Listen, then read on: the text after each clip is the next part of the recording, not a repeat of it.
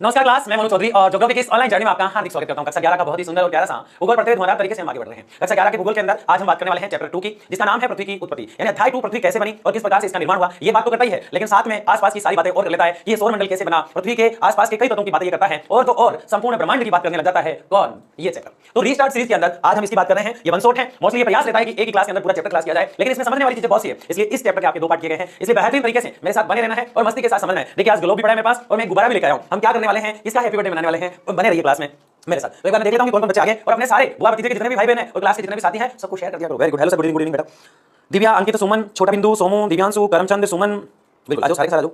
22 बच्चे, 23 बच्चे, 24 बच्चे लाइव है और लाइक कितने कम, फटाफट से लाइक कर दो, अपने मित्रों को क्लास में बुला लो, है ना। ये किसने लिखा है? रिया मैम है ना, स्मृति मैम ने लिखा है। गुड इवनिंग बेटा हिमांशु, गुड इवनिंग। शाबाश शाबाश शाबाश। हाँ, तो शुरू करते हैं आज की इस मजेदार चर्चा को। बीच में आपके कमेंट लिए जाएंगे हर 20-25 मिनट बाद। तो सबसे पहले पृथ्वी की उत्पत्ति की बात कर रहे हैं कि पृथ्वी की उत्पत्ति कैसे और पृथ्वी का विकास कैसे हुआ। बहुत महत्वपूर्ण चैप्टर है भूगोल को समझने के लिए। देखिए कैसे पृथ्वी अंदर से कैसी है। तो वैसा जैसे मेरे से पूछा गया तो मैंने तुरंत कहा पृथ्वी अंदर से आग है। तो तेरे को कैसे पता? मैंने कहा ज्वालामुखी का नाम सुना है? आदि बोले जानते हैं ज्वालामुखी क्या होती है? तो बोले कैसे क्या होती है ज्वालामुखी? तो मैंने कहा पृथ्वी अंदर से बिल्कुल लाल है, मतलब गर्म है। पृथ्वी अंदर से तरल है, पृथ्वी अंदर से गैसीय है। कैसे समझाओ? तो मैंने कहा इसके लिए समझना पड़ता है ज्वालामुखी को, इसके लिए समझना पड़ता है भूकंप को। तो थोड़ी थोड़ी उनकी बात करेंगे तो ही हम जान पाएंगे कि पृथ्वी अंदर से कैसी है और पृथ्वी कैसे बनी, ये भी बात हम करेंगे, ठीक है ना। तो कुछ बातें हम बेसिक करेंगे और एक एक चीज को समझेंगे, ठीक है ना। हाँ, तो ग्रहों की भी बात इसमें हम करने वाले हैं चैप्टर के अंदर कि ग्रह कितने होते हैं, किस प्रकार से बने हैं। 8 ग्रह जो हैं, पहले 9 हुआ करते थे। यम और प्लेटो, यम या प्लेटो दोनों एक ही नाम है, एक ही ग्रह के नाम है। यम या प्लेटो को हटा दिया गया और उसमें ग्रह बनने के गुण जो थे वो सारे नहीं थे, इसलिए उसको जो है बोना ग्रह बना दिया गया। तो ग्रहों की संख्या होगी 8। पृथ्वी भी एक ग्रह है। पृथ्वी क्या है बेटू? पृथ्वी भी एक ग्रह है। पृथ्वी एक ग्रह है। पृथ्वी क्या है बेटा? एक ग्रह है। सबसे बड़ी बात यह है कि पृथ्वी जो है ये सूर्य के चक्कर लगाती है, सूर्य के चक्कर लगाती है। कौन? पृथ्वी। जबकि सूर्य एक तारा है। सूर्य एक तारा है, कोई ग्रह नहीं है, सूर्य एक तारा है। सूर्य बस। सूर्य क्या है बेटू? एक तारा है। दूसरी बात ये हुई और सबसे महत्वपूर्ण बात ये हुई कि पृथ्वी के भी कोई चक्कर लगाता है। जो ग्रहों के चक्कर लगाया करते हैं वो उपग्रह कहलाते हैं और ऐसा ही एक सुंदर उपग्रह है जिसको हम चंद्रमा कहते हैं। क्या कहते हैं? चंद्रमा। ये एक उपग्रह है और ये पृथ्वी के चक्कर लगाता है। चंद्रमा उपग्रह पृथ्वी के चक्कर लगाता है, चक्कर लगाता है। जिंदगी भर पूरे जीवन में पृथ्वी जो है इसके पीछे चंद्रमा पागल रहा, लेकिन पृथ्वी हमेशा और हमेशा सूर्य के पीछे पागल रही। चंद्रमा जो है वो पृथ्वी के पीछे भागता रहा, जबकि पृथ्वी जिंदगी भर सूर्य के पीछे भागती रही। चंद्रमा उपग्रह है, सूर्य तारा है और पृथ्वी ग्रह है और पृथ्वी की तरह ही दुनिया में 8 ग्रह हैं। 8 ग्रह हैं। उन 8 ग्रह में से एक है पृथ्वी। तो ये पृथ्वी अंदर से कैसी है ये जानने के लिए हम एक बेहतरीन चीज की तरफ बढ़ रहे हैं। दुनिया में सबसे नीला जो ग्रह है वो है पृथ्वी। जैसे मंगल ग्रह लाल ग्रह है, वैसे पृथ्वी जो है वो नीला ग्रह है। तो मैंने कलर कौन सा लिया है? यह है हमारी पृथ्वी का धरातल। पृथ्वी का धरातल या सतह, धरातल, पृथ्वी का धरातल या सतह। इस सतह के ऊपर या इस सतही स्थान पर पृथ्वी बिल्कुल नीली सी दिखाई देती है क्योंकि हरा भरा सा है और पानी जो है ऊपर से देखने पर ऐसा ही दिखाई देता है, लेकिन पृथ्वी अंदर से बिल्कुल लाल है। पृथ्वी अंदर से कैसी बेटू? बिल्कुल लाल है। बात यहीं खत्म नहीं होती, पृथ्वी अंदर से तरल भी है। पृथ्वी अंदर से कैसी बेटा? पृथ्वी अंदर से तरल भी है। पृथ्वी अंदर से गैसीय भी है। इन बातों का हमें पता कैसे चलता है? तो दो चीजों को हम यहाँ देखेंगे। इनमें एक चीज तो होगी ज्वालामुखी, ज्वालामुखी तो ज्यादा डिटेल से नहीं लेंगे ज्वालामुखी को, और दूसरा होगा भूकंप। ज्वाला और भूकंप से हमें ये पता चलता है कि पृथ्वी अंदर से कैसी है। आज तक कोई पृथ्वी के अंदर नहीं जा पाया। अफ्रीका में जो गोल्ड है उसकी कई माइंस है, लेकिन व्यक्ति आज तक ज्यादा अंदर नहीं जा पाया क्योंकि अंदर जैसे जैसे हम जाते हैं तो भयंकर तापमान जो है बढ़ा हुआ मिलता है, कई सेल्सियस तक तापमान पहुंच जाता है। इसलिए कोई भी व्यक्ति ज्यादा पृथ्वी के अंदर तक आज तक नहीं जा पाया। इसलिए अंदर कैसी है ये पता करने के लिए हम ज्वालामुखी का अध्ययन करते हैं और भूकंप का अध्ययन करते हैं। दूसरा, चट्टान के ऊपर चट्टानें होगी, पत्थरों के ऊपर पत्थर होंगे, सेल के ऊपर शैलें होंगी, तो इसका मतलब नीचे दबाव बढ़ेगा तो पृथ्वी का घनत्व जो है उसका भी असर पड़ता है पृथ्वी की आंतरिक संरचना में। तो ये जो पढ़ रहे हैं पृथ्वी के अंदर की बात हम कर रहे हैं। इसमें कई प्रकार के स्तर होते हैं, रोड, मेटल, क्रस्ट नाम की परतें होती है जिनकी बातें हम करेंगे धीरे धीरे, लेकिन पृथ्वी अंदर से है कैसी ये जानने के लिए सबसे पहला अध्ययन हम कर रहे हैं भूकंप का। आज बड़ी बेहतरीन क्लास होने वाली है आपकी क्योंकि बहुत ही प्यारी प्यारी चीजें हम समझने वाले हैं। पृथ्वी कैसे घूमती है, घूर्णन कैसे होता है, परिभ्रमण क्या है, परिक्रमण क्या है। और हब्बल नाम का एक व्यक्ति है जो ब्रह्मांड के बारे में बताएंगे, तो वो गुब्बारे की बात करेंगे तो हम गुब्बारे लाए आपके लिए। तो पृथ्वी अंदर से तरल घनत्व और गैसीय और लाल है, तो ये जो लाल पदार्थ होता है ये एकदम से बाहर आना चाहता है तो ये पृथ्वी पर कहीं ना कहीं छेद करेगा। ज्वालामुखी का मतलब होता है पृथ्वी के अंदर से आग जो होती है, पृथ्वी के अंदर आग है और आग को हम कहते हैं ज्वाला। आग को हम क्या कहते हैं बेटा? आग को हम कहते हैं बेटू ज्वाला। और ज्वाला जो होती है, एक आग जो होती है वो एक छेद बनाती है पृथ्वी में। क्या बनाती है? एक छेद बनाती है, कहीं भी बना लेगी। और इस छेद से, छेद को हम मुख कह सकते हैं तो मुख से शब्द बना मुखी, इसलिए एक शब्द बन जाता है यहाँ पे ज्वालामुखी। ज्वालामुखी पृथ्वी से आने वाला तरल पदार्थ है जो गर्म है। पृथ्वी में कहीं भी अगर नीचे बहुत ज्यादा उबाल है, जैसे कुकर में आपने दाल बनते देखा होगा, जब कुकर के अंदर भयंकर उबाल आ जाता है तब सिटी बोलती है। क्यों? क्योंकि अंदर गैस जो है वो उबाल ला चुकी है, भाप जो है उबाल ला चुकी है। ठीक वैसे ही पृथ्वी अंदर से उबल रही है और वो कहीं ना कहीं सिटी जरूर हो जाती है और पृथ्वी में छेद हो जाता है। क्या हो जाता है? पृथ्वी में एक छेद हो जाता है, एक छिद्र हो जाता है। यहाँ पे क्या होता है बेटा? एक छिद्र यहाँ पे हो जाता है, एक छिद्र यहाँ पे बन जाता है। ये छिद्र धीरे धीरे बड़ा होता जाता है, थोड़ा सा बड़ा होता है जब इसको हम कैरेटर कहते हैं। क्या कहते हैं बेटू? कैरेटर कहते हैं। थोड़ा सा और बड़ा हो जाता है तब इसी को हम काल डेरा कहते हैं। क्या कहते हैं बेटू? काल डेरा कहते हैं। तो धीरे धीरे ये छिद्र बड़ा होता जाता है। पृथ्वी के अंदर से जो वस्तु निकल रही है मेरे बेटे, मेरे प्यारे गुलगुले, पृथ्वी के अंदर से जो भी चीज निकल रही है उसको हम क्या कहते हैं? उसको हम ज्वालामुखी कहते हैं। लेकिन जो अंदर से ये पदार्थ निकल रहा है पृथ्वी के यहाँ से, जो इस प्रकार से फैलता हुआ जा रहा है, इसको सबसे पहले हम मेगमा कहते हैं। क्या कहते हैं? मेगमा कहते हैं। सबसे पहले इसको क्या कहते हैं बेटा? मेगमा। सवाल ये है मेरे बेटू कि छिद्र इसको कह रहे थे तो मेगमा क्यों कह रहे थे? छिद्र तो ये जगह है बेटा, कलेक्टर तो ये जगह है बेटू, कार्डेरा भी ये जगह है। मेगमा का मतलब सिर्फ इतना सा है प्यारे गुलगुले, मेगमा मतलब अंदर से निकला हुआ लिक्विड जो है जब तक वो गर्म है तब तक वो मेगमा है, और जैसे ही वो ठंडा हो जाता है तो उसी को हम क्या कह देंगे? उसी को हम लावा कह देंगे। जब तक ये तरल पदार्थ पृथ्वी के बाहर आया है और भयंकर उबला हुआ है, भयंकर तरीके से गर्म है और बच्चा इसको देख रहा है पड़ते हुए, जब इसको क्या कहेंगे? मेगमा। लेकिन जैसे जैसे ये ठंडा होता जाता है ये लावा बन जाता है। ये लावा जो होता है ये आग से है, इसलिए इसे आग्नेय चट्टान बनती है। आग्नेय चट्टानों के कणों से, कचरे से और अवसादी चट्टानें बनती है, और अवसादी चट्टानें और आग्नेय चट्टानें टकराने से उनका रूप परिवर्तित हो जाता है, उनकी काया पलट हो जाती है, इसलिए रूपांतरित या कायांतरित चट्टानें बनती है। ये हम चट्टानों में समझेंगे। ये जो जगह है जहां से ज्वालामुखी निकली है ये धीरे धीरे इस प्रकार से खाली हो जाती है, एक बीच में गैप आ जाता है, इसमें पानी भर जाता है, और यहाँ जो झील बनती है उसको हम कहते हैं कलेक्टर झील। उसको हम क्या कहते हैं? इस पानी वाली जगह को कलेक्टर झील। ऐसे दो एग्जांपल, एक तो पुष्कर में एक झील है, राजस्थान के अजमेर डिस्ट्रिक्ट के पुष्कर में एक झील है वहां, और एक राजस्थान के माउंट आबू सिरोही में एक नक्की झील है। ये दो झीलें कलेक्टर झील के उदाहरण है बेटा। किसके उदाहरण है? कलेक्टर झील के। यहाँ ये लगभग साबित हो चुका है मेरे बेटा कि पृथ्वी अंदर से तरल है, पृथ्वी अंदर से गैसीय है। इसका सबसे बड़ा एग्जांपल है हमारे पास ज्वालामुखी। मैंने आपको जो समझाया है वो है ज्वालामुखी। इसका मतलब ये तय हो चुका गैसीय है, तरल है। लेकिन दूसरा कोई एग्जांपल है क्या हमारे पास? बिल्कुल, हमारे पास एक बहुत ही शानदार एग्जांपल है और वो है भूकंप। वो क्या है बेटा? भूकंप। भूकंप जो होती है मेरी बेटी, भूकंप कैसा होता है? भूकंप में चट्टानें टकराया करती हैं। दो चट्टानें होती है इस प्रकार से, ये पहली चट्टान है इस प्रकार से, ये जो आपको दिखाई दे रही है ये पहली चट्टान है। चट्टान को हम सेल कह सकते हैं, पत्थरों का सेल खंड कह सकते हैं। चट्टान मतलब पत्थर ही होते हैं। पृथ्वी के अंदर कुछ प्लेटें होती हैं और उन प्लेटों को ही हम टकराने की वजह से भूकंप का कारण बताते हैं। ये दो चट्टानें हैं इस प्रकार से, इन दोनों चट्टानों में गति होती रहती है, इन दोनों चट्टानों में गति होती रहती है। गति कैसे होती है? चट्टानों के अंदर इनके ऊपर दबाव बढ़ता है, इस चट्टान के, इस प्लेट के ऊपर या चट्टान के ऊपर और प्लेटें या चट्टानें हैं, अब इसके ऊपर दाब बढ़ता रहता है जिसको हम घनत्व कह रहे हैं। लगातार दाब बढ़ता है और कभी कभी दाब थोड़ा सा रिलैक्स देता है इनको तो एकदम से ऊर्जा करती है। ये ठीक वैसा ही है कि एक मिट्टी का क्षेत्र है और वहां पे दो स्कॉर्पियो या फिर दो थार आपस में फंस रखी है और दोनों ही एक्सीलरेटर दबा रहे हैं, और अचानक से ऐसा हुआ कि दोनों एक साथ चल पड़ी और एकदम से दोनों का एक्सीडेंट हो गया, तो कुछ पार्ट उनके उछल उछल के ऊपर तक चले जाते हैं। ऐसे ही पृथ्वी में जो प्लेटें होती है वो आपस में इस प्रकार से टकराती हैं और टकराने की वजह से भयंकर पृथ्वी में कंपन होता है। भूकंप का अर्थ है पृथ्वी कंपन। भूकंप का अर्थ क्या है? पृथ्वी में कंपन। भूकंप का अर्थ क्या बेटू? पृथ्वी में कंपन। पृथ्वी में जो कंपन होता है उसी को हम भूकंप कहते हैं, और इसे सीस्मोग्राफ से नापा जाता है। किससे नापा जाता है? भूकंप को सीस्मोग्राफ से नापा जाता है। इसलिए कितना तेज था, कैसे था? सीस्मोग्राफ से नापा जाता है। एक और स्केल होती है जिसे हम कहते हैं रिएक्टर स्केल, और डिटेल्स इसको हम कभी पढ़ेंगे। अभी तो हम सिर्फ ये कारण देख रहे हैं कि भूकंप की वजह से हमें पता चलता है कि पृथ्वी अंदर से कैसी है। ये दोनों जो चट्टानें होती हैं आपस में जैसे ही टकराती है बेटा तो उसको भूकंप कहते हैं, और इससे भूकंप से कई दरारें बन जाती है, तो हमें ये पता चल जाता है कि पृथ्वी अंदर से कैसी है। कुछ चीजें बाहर आती हैं, कुछ दरारें दिखाई देती हैं, इससे हमें पता चलता है कि पृथ्वी अंदर से कैसी है। दूसरा, ये जो मैग्मा और लावा बाहर निकला है इसमें क्या क्या लिक्विड है, इसके अंदर कौन कौन से अवशेष है, कौन कौन सी गैस बाहर आ रही है, उनका अध्ययन करते हैं बैठ के वैज्ञानिक और भूगोलवेत्ता। उससे ही पता चलता है कि पृथ्वी अंदर से कैसी है। पृथ्वी के अंदर कैसी है पृथ्वी, अंदर कोई भी जा नहीं पाया, तो ये अंदाजा लगाया जाता है कोई भी व्यक्ति आज तक अंदर जा नहीं पाया। यहां तक आप समझ गए तो बहुत ही बेहतरीन बात है, और जितने बच्चे हैं उतने के उतने क्लास में बने रहने लास्ट तक बने रह जाओगे। सर क्लास हो गया नहीं सर? प्लीज कौन सी क्लास बेटा? क्लास तो हो रही है। क्या हाल है? इकू जाया बेटा, पढ़ लो। पता नहीं क्या क्या कह रहे हो भाई। अभी जो बताया वो समझ में आ गया? मुझे भी पता है सेकंड वाली बुक पढ़ना है, मुझे पता है आपको मैथ कराना है, सारी चीजें करनी है, लेकिन अभी तो ये पढ़ाई समझ में आ गया, क्योंकि नहीं तो मैथ कराऊंगा या फिर सेकंड बुक पढ़ाऊंगा उसमें भूकंप क्या, ज्वालामुखी क्या, इसलिए इर्द गिर्द की बातें की अगर हम पढ़े तो मजा आ जाए। ठीक है ना? तो यहां तक आप समझ गए। तो पृथ्वी अंदर से कैसी है? बड़ी खतरनाक है। पृथ्वी अंदर से आग है, पृथ्वी अंदर से क्या है? पृथ्वी अंदर से आग है।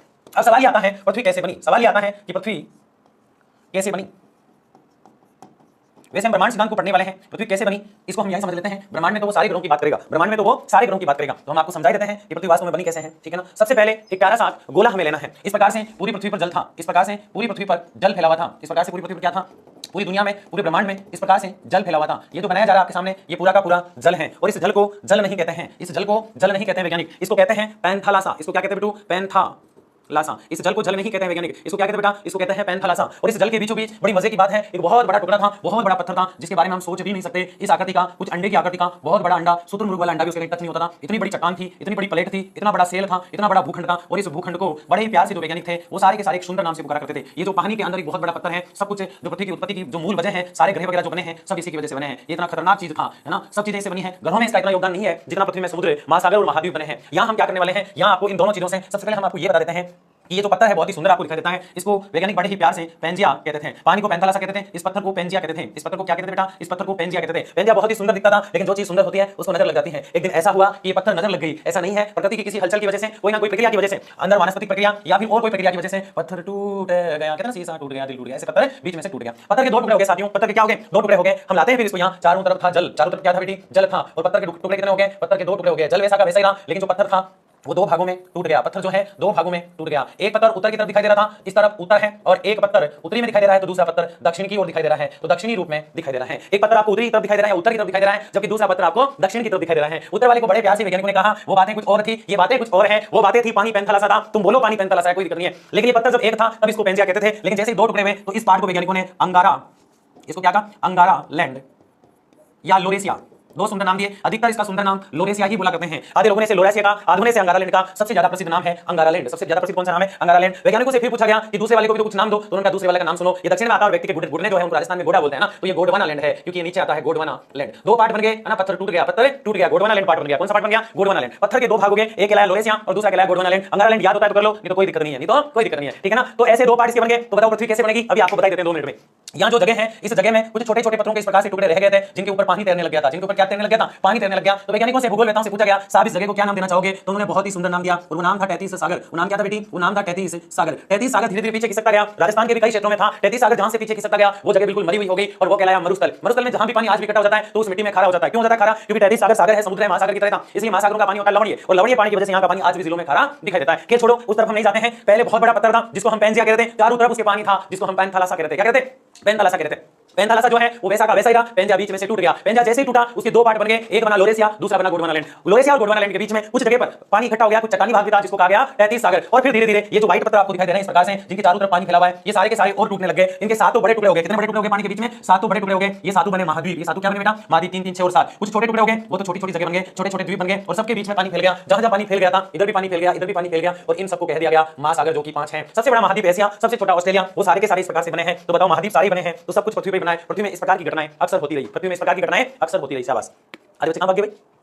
लोरेसिया, yes sir, yes sir, yes sir, yes sir, Gondwana land, very good, very good. आगे बढ़ते हैं। यहां तक समझ आ गया? आगे बढ़ते हैं। अब हम देखेंगे, ये तो पृथ्वी की उत्पत्ति की बातें, महाद्वीप और महासागर कैसे बने, पृथ्वी के ऊपर आदि चीजें हम पढ़ रहे थे। लेकिन यहां जो हम बात करेंगे अब, घूर्णन या परिभ्रमण क्या है। सबसे पहले अब सारा काम ग्लोब का चलने वाला है और ग्लोब के बाद जो काम चलेगा वो किसका चलेगा? गुब्बारे का। क्योंकि एक व्यक्ति आएगा जिसका नाम है हब्बल। क्या नाम है? एडविन हब्बल, है ना, ठीक है ना। तो सबसे पहले घूर्णन और परिभ्रमण क्या है, इसको यहां का यही याद कर लेना है। दिन रात का होना, जवार भाटा आना, समुद्र का पानी छलकना, अक्ष पर चक्कर। 24 घंटे में एक बार कोरियोलिस बल अपने अक्ष पर 1610 किलोमीटर की चाल से घूमती है और घूर्णन 24 घंटे में पूरा हो जाता है। कितने घंटे में? 24 घंटे में। दिन और रात क्यों बनते हैं? तो अब लाया जाता है आपके लिए ग्लोब। अब क्या लाया जाता है आपके लिए? बहुत ही प्यारा सा और सुंदर सा ग्लोब। अब पृथ्वी जब भी घूमेगी कैसे घूमेगी? चाहे घूर्णन हो, परिभ्रमण हो, चाहे परिक्रमण हो, कुछ भी हो, पृथ्वी हमेशा पप्पू के साथ घूमेगी। किसके साथ? पप्पू के साथ घूमेगी। इसका मतलब क्या है? पप्पू ट्रिक है। पृथ्वी हमेशा पश्चिम से पूर्व की ओर घूमेगी। पे यानी पश्चिम, पू यानी पूर्व। पृथ्वी हमेशा पूर्व से पश्चिम की ओर घुमा करेगी। किसकी तरफ घूमेगी? पृथ्वी हमेशा पूर्व से पश्चिम की ओर घूमेगी, है ना। ये लो मैं तो पृथ्वी के पीछे आ गया ना, तो पृथ्वी किधर घूमेगी?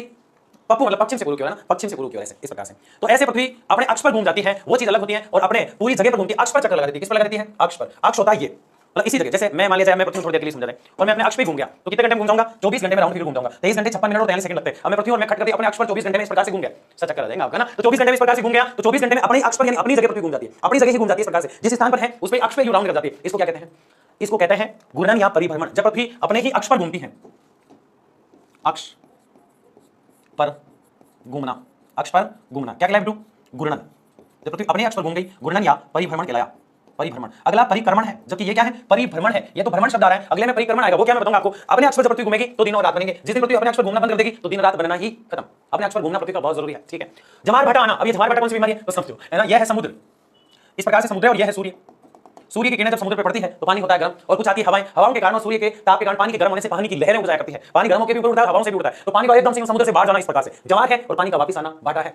जैसे मान लीजिए मेरे हाथ में पानी है, पानी को यूं मैंने घुमाया इस प्रकार से, कार्योलिस बल लगता है। क्या लगता है पृथ्वी पे? कार्योलिस बल का मतलब पृथ्वी अपने अक्ष पर इस प्रकार से घूमेगी तो पानी उछलेगा, क्यों उछलेगा? तो सूर्य के ताप के कारण, हवा के कारण, सबसे बड़ा कार्योलिस बल। कार्योलिस बल क्या है? जैसे मान लीजिए कि बोतल नहीं और एक ग्लास है, या फिर एक बोतल है, इसको मैंने ऊपर से खोल दिया, इसको ऊपर से मैंने खोल दिया, अब मैं इसको लेके घूमूंगा, यूं खट कर दे। अब जैसे मान लीजिए मैं पृथ्वी हूं और मेरे ऊपर ये पानी है, समुद्र है, ये पूरा पानी इस प्रकार से समुद्र है। अब मैं घूमूंगा तो समुद्र भी घूमेगा, तो पृथ्वी घूमती है इस प्रकार से। किधर से? पप्पू मतलब पश्चिम से पूर्व की ओर पृथ्वी घूमती है, तो स्पीड से घूमेगी। तो स्पीड से घूमेगी मतलब पानी छलकेगा नहीं छलकेगा? मैं छलकना नहीं चाहता, ठीक है ना। लेकिन बताओ मैं स्पीड से घूमूं, 24 घंटे में ग्राउंड कर दूं तो पानी छलकेगा नहीं छलकेगा? आप कहोगे तालाब में क्यों नहीं छलकता? क्योंकि कोरियोलिस बल मुख्यतः लगता है समुद्र और महासागरों में। तो पानी जो होता है वो छलक जाता है, उसको छलक कर ऊपर जाता है, उसको कहते हैं जवार। और पानी का वापस आना क्या कहलाता है? भाटा कहलाता है, और ये कहलाता है जमार भाटा। तो जमार भाटा कोरियोलिस बल के कारण आता है। और कोरियोलिस बल क्यों आता है? क्योंकि पृथ्वी अपने अक्ष पर घुमा करती है, और इसी प्रक्रिया को हम घूर्णन या परिभ्रमण कहते हैं। इस प्रक्रिया को क्या कहते हैं? घूर्णन या परिभ्रमण। दिन रात का होना, जमार भाटा का आना, समुद्र का पानी का छलकना और अक्ष पर चक्कर लगाना। 24 घंटे में एक बार कोरियोलिस बल आता ही है। अपने अक्ष पर 1610 किलोमीटर की चाल से घूमती है। पृथ्वी 1 किलोमीटर में 1601 अपने अक्ष पर 1610 किलोमीटर की चाल से घूमती है, मतलब 1610 किलोमीटर इसकी चाल है, घूमती है। और घूर्णन 24 घंटे में यानी 23 घंटा और 56 मिनट और 43 सेकंड में अपना राउंड पूरा कर लेती है। जब इस ग्लोब को मैं अपनी जगह खट करके घुमा देता हूं तो उसको हम परिभ्रमण या घूर्णन कहेंगे। परिभ्रमण आपको याद रखना है ताकि अगला आपको समझ में आ जाए। बताओ दिन रात कब बनते हैं? परिभ्रमण जब होता है। दिन रात कब बनते हैं? जब पृथ्वी अपने अक्ष पर घूमती है। समुद्र में जमार भाटा कब आता है? जब कोरियोलिस बल लगता है। कोरियोलिस बल कब लगता है? जब पृथ्वी अपने अक्ष पर घूमती है। किस पर घूमती है? अपने अक्ष पर घूमती है। और कितने समय में घूमती है? तो याद रखना है 23 56 43 23 और 56 मिनट और 43 सेकंड। फिर भी याद नहीं होता है तो सीधा 24 घंटे, सीधे 24 घंटे। अगला देखिए ये परिभ्रमण है, तो अगला परिक्रमण है। अगला क्या है बेटी? परिक्रमण है। पृथ्वी धीरे धीरे अपना पूरा राउंड करती है।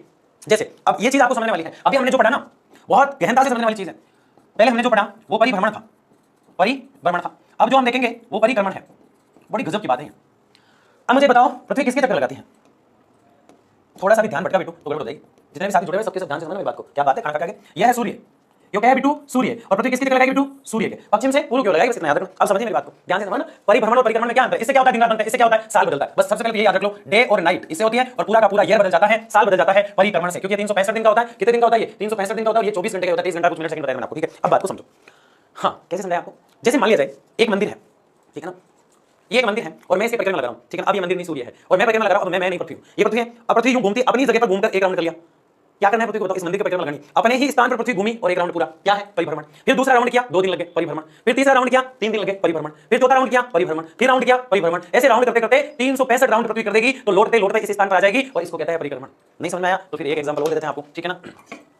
ये जो है इस प्रकार से घूमी, एक राउंड घूम गई, लेकिन थोड़ी सी आगे खिसक गई, फिर एक राउंड घूमी, थोड़ी सी आगे, मैं सूर्य हूं, मेरे चारों तरफ भी घूम गई, थोड़ी सी आगे घूमी, ऐसे घूमती गई और थोड़ी थोड़ी आगे खिसक गई, ऐसे घूमती गई, अपनी जगह अक्ष पर घूम रही है, वो तो परिभ्रमण है। और ये मेरे चारों तरफ घूमती हुई दिखाई, मैं नहीं घूम रहा हूं, ये घूम रही है, ऐसे याद रखना आपको, ये मेरे चारों तरफ घूम रही है, यानी सूर्य के चारों तरफ घूम रही है, उसको तो कहते हैं हम परिक्रमण। उसको क्या कहते हैं? परिक्रमण। और अपनी जगह घूम रही है, उसको हम क्या कहते हैं? देखो ग्लोब खुद ही लौटने लग गया, ग्लोब बोला मैं समझा देता हूं, ना। तो ये ग्लोब पूरी तरह से घूम जाता है, पृथ्वी पूरी तरह से घूम जाती है, उसको हम कहते हैं परिक्रमण। तो दिन रात किससे बनता है? परिक्रमण से। जबकि सॉरी, दिन रात किससे बनता है? परिभ्रमण से। और जबकि पूरा का पूरा साल किससे बदलता है? इससे। कोरियोलिस बल कब आएगा? जब पृथ्वी अपने अक्ष पर घूमेगी, समझ गए? पृथ्वी लुढ़क रही है इस प्रकार से। अब आप सोचो यार, पृथ्वी लुढ़क रही है तो हम क्यों नहीं हिल रहे? आप सोचो कि मैं ऐसे हूं, ये पूरी पृथ्वी है इस प्रकार से, और मैं यहां हूं।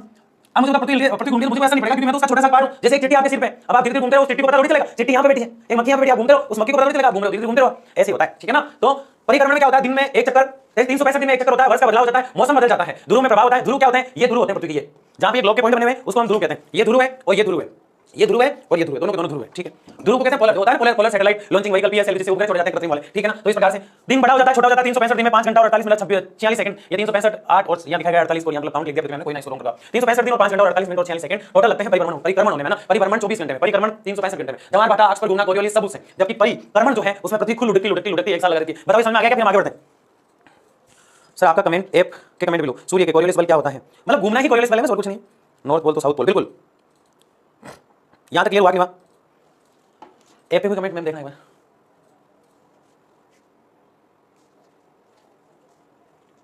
ये क्या? सॉरी सर जी, होती है सर, ऐप पर भी कमेंट लो। सेम ही आ रही क्या मैम? तो 33 सागर इसमें भी दिव्या भारती क्लियर सर, छोटी सनया गुप्ता यस सर, सोमू निकिता भी ओके सर, क्लियर। सो रहेगा उसमें, चलो कोई ना, अभी ऐप के लेंगे, ठीक है ना। वैसे कमेंट ज्यादा ले नहीं रहे मंसोर में, लेकिन फिर भी अभी लेंगे बीच में। तो परिक्रमण आपके समझ में आ गया? आगे देखिए, पृथ्वी एक ग्रह है, हम कब से खिलाए जा रहे हैं? पृथ्वी ग्रह, आपको समझ में आ जाना चाहिए पृथ्वी क्या है? ग्रह है जिस पर जीवन संभव है। पृथ्वी पर जीवन है और कहीं भी जीवन नहीं है, और जीवन कहीं संभव हो सकता है तो मंगल ग्रह पर जीवन संभव हो सकता है, अगर कुछ चीजों में सुधार कर दिया जाए तो। मंगल ग्रह पर जीवन संभव हो सकता है, नहीं? जीवन संभव हो सकता है नहीं बेटा?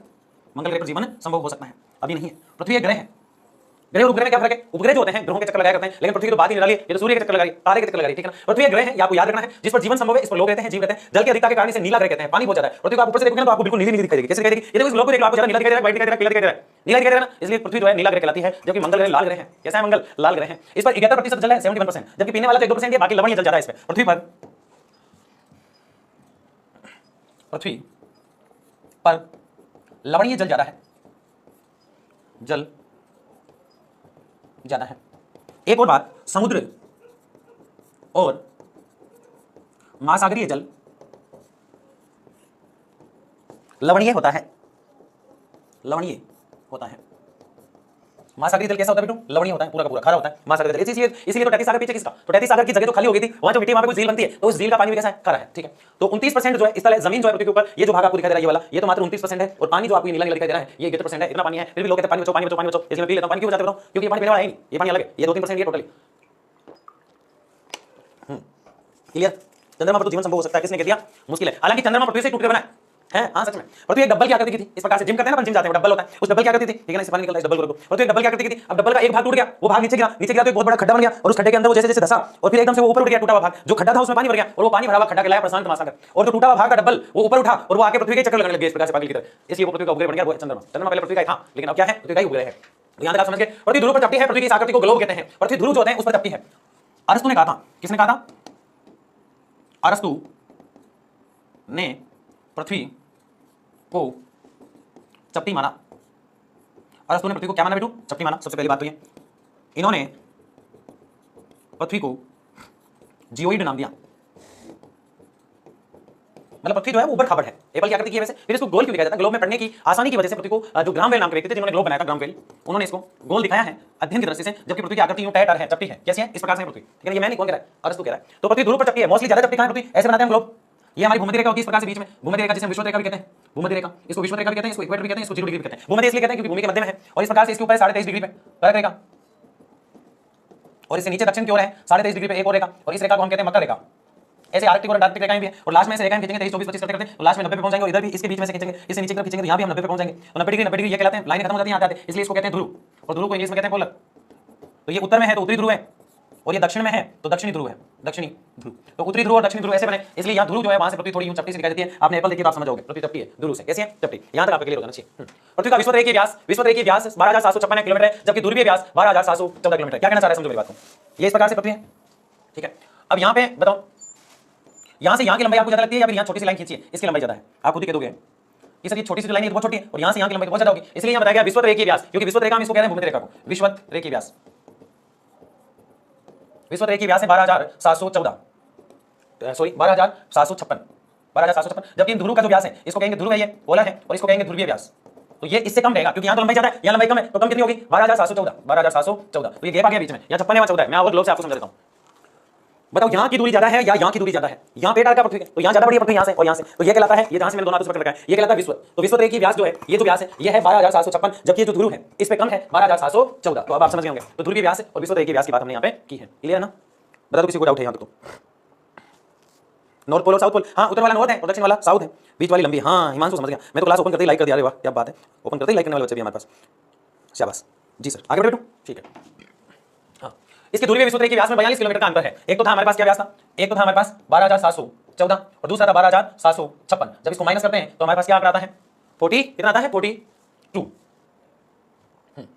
ये जो है ये देखो यहाँ पे जो है ये तो बताया गया है पूरा का पूरा विश्व रेखा का और ये बताया गया है ध्रुव का मतलब पोलर का, ठीक है ना। और ये इक्वेटर का, इसको इक्वेटर बोलते हैं इंग्लिश में, भूमध्य रेखा। भूमध्य रेखा के कई नाम है, इक्वेटर कहते हैं, भूमध्य रेखा कहते हैं, 0 डिग्री कहते हैं, विश्व रेखा कहते हैं, 4 नाम है। ग्लोब के अंदर अक्षांश रेखाएं जो कि आड़ी होती है और ये 0 डिग्री भूमध्य ये सब कहते हैं, जबकि देशांतर रेखाएं खड़ी होती है और देशांतर रेखाओं की जो प्रमुख रेखा होती है उसको भी 0 कहते हैं और अक्षांश की जो प्रमुख रेखा इसको भी 0 कहते हैं। तो फर्क क्या है, इसको तो विश्व रेखा कह रहे हैं, विषुवत रेखा, इसको इक्वेटर भी कह रहे हैं, इसको भूमध्य भी कह रहे हैं और इसको 0 डिग्री भी कह रहे हैं। जबकि यहाँ जो रेखा है इसको हम कहेंगे यामयोतर, यामयोतर, फिर कहेंगे प्रधान मध्याह्न, प्रधान मध्याह्न, प्रधान मध्याह्न, और कुछ लोग इसको जो है ग्रीनविच भी बोल देते हैं, ग्रीनविच। ये इसके नाम है, किसके, बीच वाले के। तो ये दो रेखाएं महत्वपूर्ण है। यहाँ से एक गोला तो ये ऊपर बढ़ गया, ये वाला गोला तो ये कहलाएगा उत्तर में है, मतलब नॉर्थ में है, तो ये तो हुआ उत्तरी गोलार्ध, ऊपर वाला गोला उत्तरी गोलार्ध, और ये नीचे वाला दक्षिण में है तो ये दक्षिणी गोलार्ध, दक्षिणी गोलार्ध, ये दक्षिणी गोलार्ध। और ये वाला पार्ट, ये जो गोला है अभी तो मैंने कितने पार्ट किए, 2 पार्ट किए। एक तो ये वाला पार्ट ये दक्षिणी गोलार्ध है और ये उत्तरी गोलार्ध है। अब बात को समझिए कि एक रेखा यहाँ भी तो है, एक रेखा यहाँ बीच में भी तो है और एक रेखा यहाँ थी, तो इससे इस वाली रेखा से 2 पार्ट हो गए, उत्तरी गोलार्ध और दक्षिणी गोलार्ध। तो ये रेखा जो यहाँ आपको दिखाई दे रही है इससे 2 पार्ट होंगे, जो यहाँ 2 पार्ट हो रहे हैं इसको हम ऐसे डिफाइन करेंगे, ये वाले पार्ट हो रहे हैं, इस पूरे को हम कहेंगे,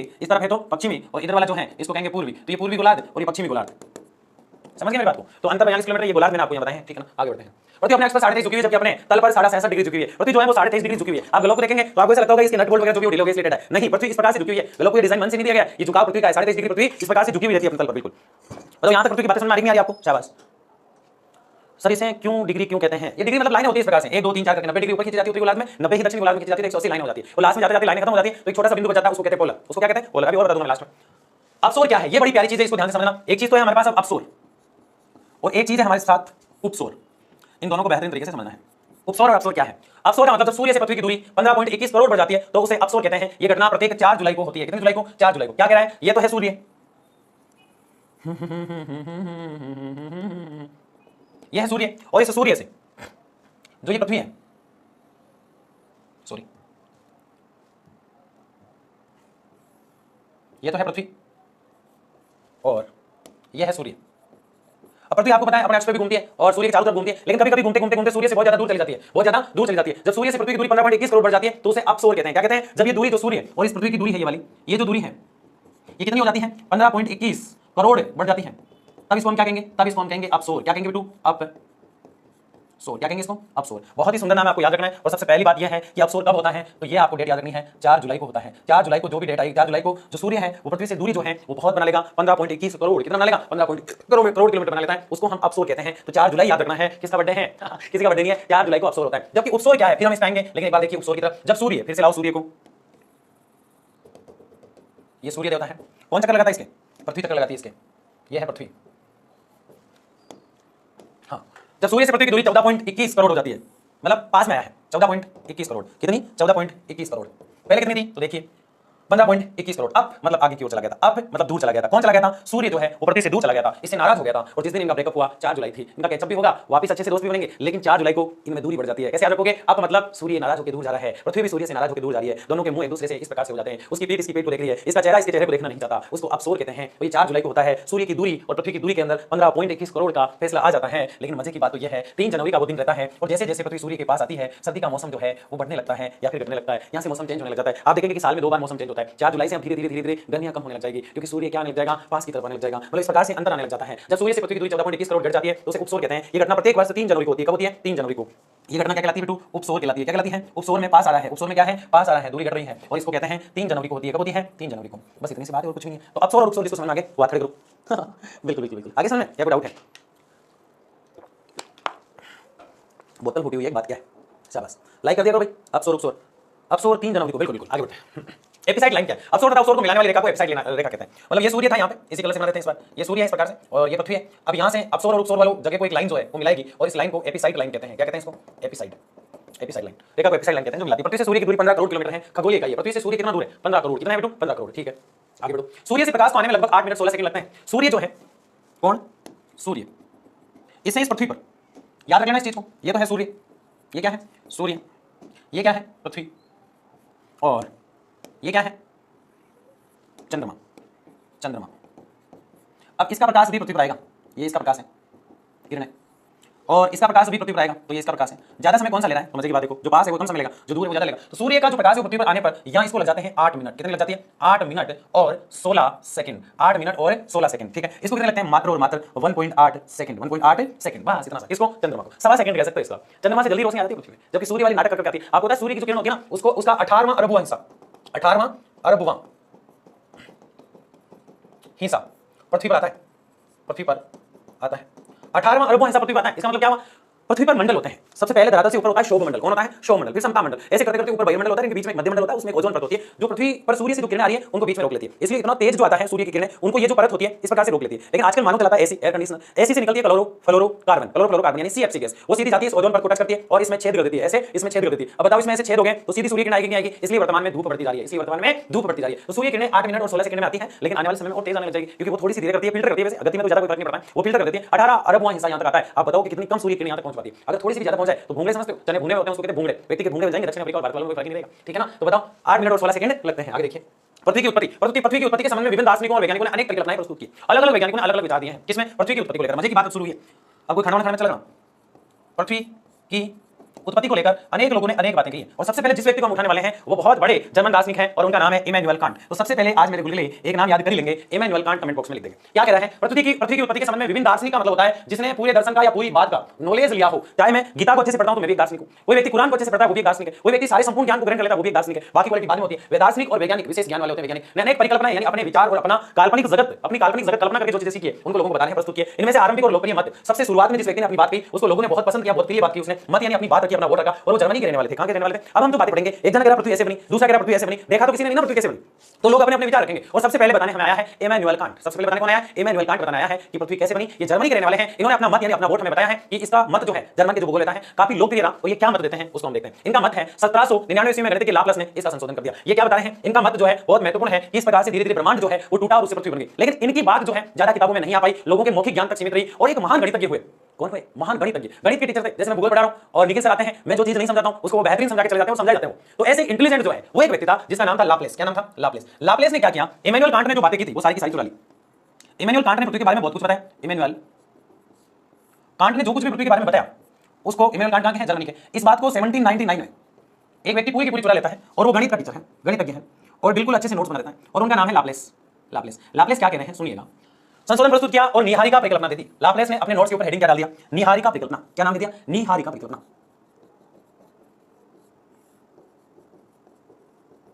क्या है निहारिका परिकल्पना? निहारिका परिकल्पना का मतलब है कि ब्रह्मांड के ऊपर जो तारे वारे टिमटिमाना, बिजलियां कड़कना आदि चीजें जो ब्रह्मांड है इसकी सुंदरता को उसने एक नाम दिया निहारिका। तारों का जो समूह होता है उसको भी इसने निहारा, और बड़े ही अच्छे लगते हैं, इसलिए इसके दिमाग में शब्द आ गया कि निहारिका मतलब तारों का समूह, ब्रह्मांड के कुछ अंग। ये सब शब्दों को मिलाकर इसने एक बहुत अच्छी अपनी थॉट, अपने विचार के आधार पर एक कल्पना प्रस्तुत कर दी, जिसको निहारिका परिकल्पना कहा गया। बताओ यहाँ तक समझ आ रहा है? ये बच्चे कहां जा रहे हैं? सर कितनी बजे चलती है क्लास? पप्पू गोस्वामी कह रहे हैं बेटा 7:30 बजे से हो रही है। ज्योग्राफी के 1 शॉट चल रहे हैं, और एक दिन छोड़ के एक दिन हो रहे हैं। एक ही क्लास में पूरा चैप्टर कराया जा रहा है। ये चैप्टर थोड़ा बड़ा है इसलिए इसके 2 1 शॉट आएंगे। दिव्या दीदी आप बताइए कौन दूर है प्लीज? याद है बच्चे, सो गए जाके समझो आगे। इमैनुअल कांट, ठीक है ना, निहारिका परिकल्पना दी, ठीक है। इस परिकल्पना के अनुसार ग्रहों का निर्माण धीमी गति से हुए पदार्थों के बादल से हुआ जो सूर्य की युवा अवस्था से संबंधित है। निहारिका मतलब क्या है? निहारिका जो है धीमी गति से घूमते पदार्थों के बादल से हुआ। निहारिका परिकल्पना क्या कह रही है? निहारिका परिकल्पना को निहारिका विचार हम कह सकते हैं। निहारिका विचार क्या कह रहे हैं? निहारिका विचार कह रहे हैं कि ग्रहों का निर्माण, किसका निर्माण बता रही है? जो ग्रह दिखाई देते हैं अलग अलग 8 ग्रह जो बने हुए हैं, ये जितने भी ग्रह हैं ये कैसे बने? इन ग्रहों का निर्माण कैसे हुआ? इन ग्रहों का जो निर्माण है वो कैसे हुआ ये बता रही है निहारिका परिकल्पना, जिसके जनक है कौन? लाप्लेस। कौन है? लाप्लेस। लाप्लेस कह रहे हैं कि निहारिका परिकल्पना में ग्रहों का जो निर्माण है वो घूमते हुए पदार्थों से हुआ, बादल से हुआ, जो कि सूर्य की अवस्था से संबंध है। कुछ बादल इस प्रकार घूम रहे थे, कुछ कण इस प्रकार घूम रहे थे, कुछ पदार्थ इस प्रकार से घूम रहे थे, कुछ कचरा इस प्रकार से घूम रहा था। ये घूमते घूमते घूमते घूमते इस प्रकार से एक हो गया। यहाँ कुछ और घूम रहे थे, यहाँ भी घूम रहे थे, यहाँ भी घूम रहे थे, यहाँ भी घूम रहे थे, ये भी एक हो गए, और इस प्रकार से ये एक होते गए, एक होते गए, एक होते गए और ग्रह बनते गए। ये निहारिका परिकल्पना है जो कि बिल्कुल झूठ है, बिल्कुल किवदंती है, लेकिन लाप्लास ने जो कहा है वो हमें सुनना ही पड़ता है कि इस तरह से बने थे, ठीक है ना। आगे देखिए, बाद में 1990 में चैम्बरलेन और मोल्टन आए। याद रखें इस बात को आप कि सबसे पहला जो विचारक आया है उसका नाम है इमैनुअल कांट। क्या नाम है इसका? Immanuel Kant. इनके नोट्स कौन चुरा लेता है? बताओ। लाप्लेस, ये गणित का टीचर है, इसको पता नहीं टांग घुसाने की क्या दूसरी। लाप्लेस ये गणितज्ञ है मान, और लाप्लेस जो है वो निहारिका परिकल्पना देता है। कौन सी परिकल्पना? निहारिका। निहारिका परिकल्पना देता है लाप्लेस। और लाप्लेस की बात को और चुराने के लिए लोग आ जाते हैं 1900 में। कब आते हैं? ये कब आया था? 1790 में। याद रखना है, एग्जाम में पक्का आता है। 1900 में एक व्यक्ति आया है और उसके साथ एक व्यक्ति और है, एक का नाम है चैम्बरलेन। ये कुर्सी बैठने के लिए चैम्बर लेकर आया कुर्सी है ना, और मोल्टन। दोनों व्यक्ति अलग अलग हैं, एक का नाम मोल्टन है, दूसरे का नाम चैम्बरलेन है, या पहले का नाम चैम्बरलेन है, दूसरे का नाम मोल्टन है, ठीक है। ने कहा ब्रह्मांड में एक अन्य भ्रमणशील तारा सूर्य के नजदीक से गुजरा। बड़ी इंपॉर्टेंट बात बता रही है दोनों, ये दोनों बहुत अच्छी बात बताते हैं। मैं इमैनुअल कांट से इतना सहमत नहीं हूं, लाप्लेस से इतना सहमत नहीं हूं जितना इन दोनों से सहमत हूं। ये कह रहे हैं 1900 ईस्वी में बता रहे हैं, बहुत पुरानी बात बता रहे हैं, लेकिन बता रहे हैं 1900 ईस्वी में कि चैम्बरलेन और मोल्टन कह रहे हैं ब्रह्मांड में एक अन्य भ्रमणशील तारा सूर्य के नजदीक से गुजरा। इसके परिणाम स्वरूप तारे के गुरुत्वाकर्षण ने सूर्य सतह से श्रृंगार के आकार का कुछ पदार्थ निकालकर अलग हो गया। कुछ पदार्थ जो है वो अलग हो गया। ये तारा जब सूर्य से दूर चला गया तो सूर्य सतह से बाहर निकला हुआ पदार्थ सूर्य के चारों तरफ घूमने लगा। ये धीरे धीरे संगठित होकर ग्रहों के रूप में बदल गए। मैं आपको बड़ी इंपॉर्टेंट चीज बता रहा हूं। क्या बताने वाला हूं कि चैम्बरलेन और मोल्टन कहना क्या चाहते हैं। तो डायलॉग बताने कहना क्या चाहते हो, तो ये कहना क्या चाहते हैं, समझिए मेरी बात को। ये सूर्य है और ये तारा है। ये तारा इधर से जा रहा है, ये सूर्य है, सूर्य अपनी जगह है। तारा जो है इधर से समझिए, ये सूर्य है और ये तारा है। ये तारा सूर्य के पास से गुजर रहा है, आराम से जा रहा है, और अचानक से इसके टच हो गया गुरुत्वाकर्षण के कारण, क्योंकि खींचा होता है गुरुत्वाकर्षण। कोई भी चीज ऊपर फेंको, पृथ्वी खींचती है गुरुत्वाकर्षण। कोई भी चीज पृथ्वी के ऊपर जाके 36,000 किलोमीटर पे आप रख दो, घुमाई जाएगी, आसमान में खींचेगा और पृथ्वी खींचेगी, इसी को कहते हैं गुरुत्वाकर्षण। ये तारा जैसे पृथ्वी सूर्य के पास से निकल रहा है, एकदम से थोड़ा सा टच हो गया, थोड़ा सा क्या हो गया, टच हो गया। अब आप बताओ, जैसे यहाँ ट्यूबलाइट लगी हुई है, मैं थोड़ा सा इसका टच हो दूं, जैसे एक दिन करंट सर्किट लग गया, मैं थोड़ा सा इसका टच हो दूं तो क्या होगा बताओ? आग छुटेगी नहीं छुटेगी? छुटेगी, सब कुछ जो है हालत खराब हो जाएगी। ऐसे ही सूर्य तो आ गया अपने आप में, इसके पास से तारा इसके टच हुआ तो कुछ आके बुलबुले टूटे, कुछ कचरा टूटा, बहुत कुछ टूटा। किसी भी चीज से कोई चीज टच होती है तो वहां से बहुत कुछ टूटेगा, तो वहां से कुछ पदार्थ जो है टूटकर अलग हो गया। तारा तो जो है टच हो गया, आगे निकल गया। जो तारा था इस प्रकार से सूर्य के पास से वो आगे निकल गया, लेकिन सूर्य से जो चीजें टूटी थी वो सूर्य के आसपास ही घूमने लग गई, और वो सारे के सारे ग्रह बने, इसीलिए ग्रह सूर्य के चक्कर लगाते हैं। चैम्बरलेन की बात और मोल्टन की बात में वास्तव में दम है कि हाँ ऐसा हो सकता है। ये सिर्फ कल्पना है, सच नहीं है।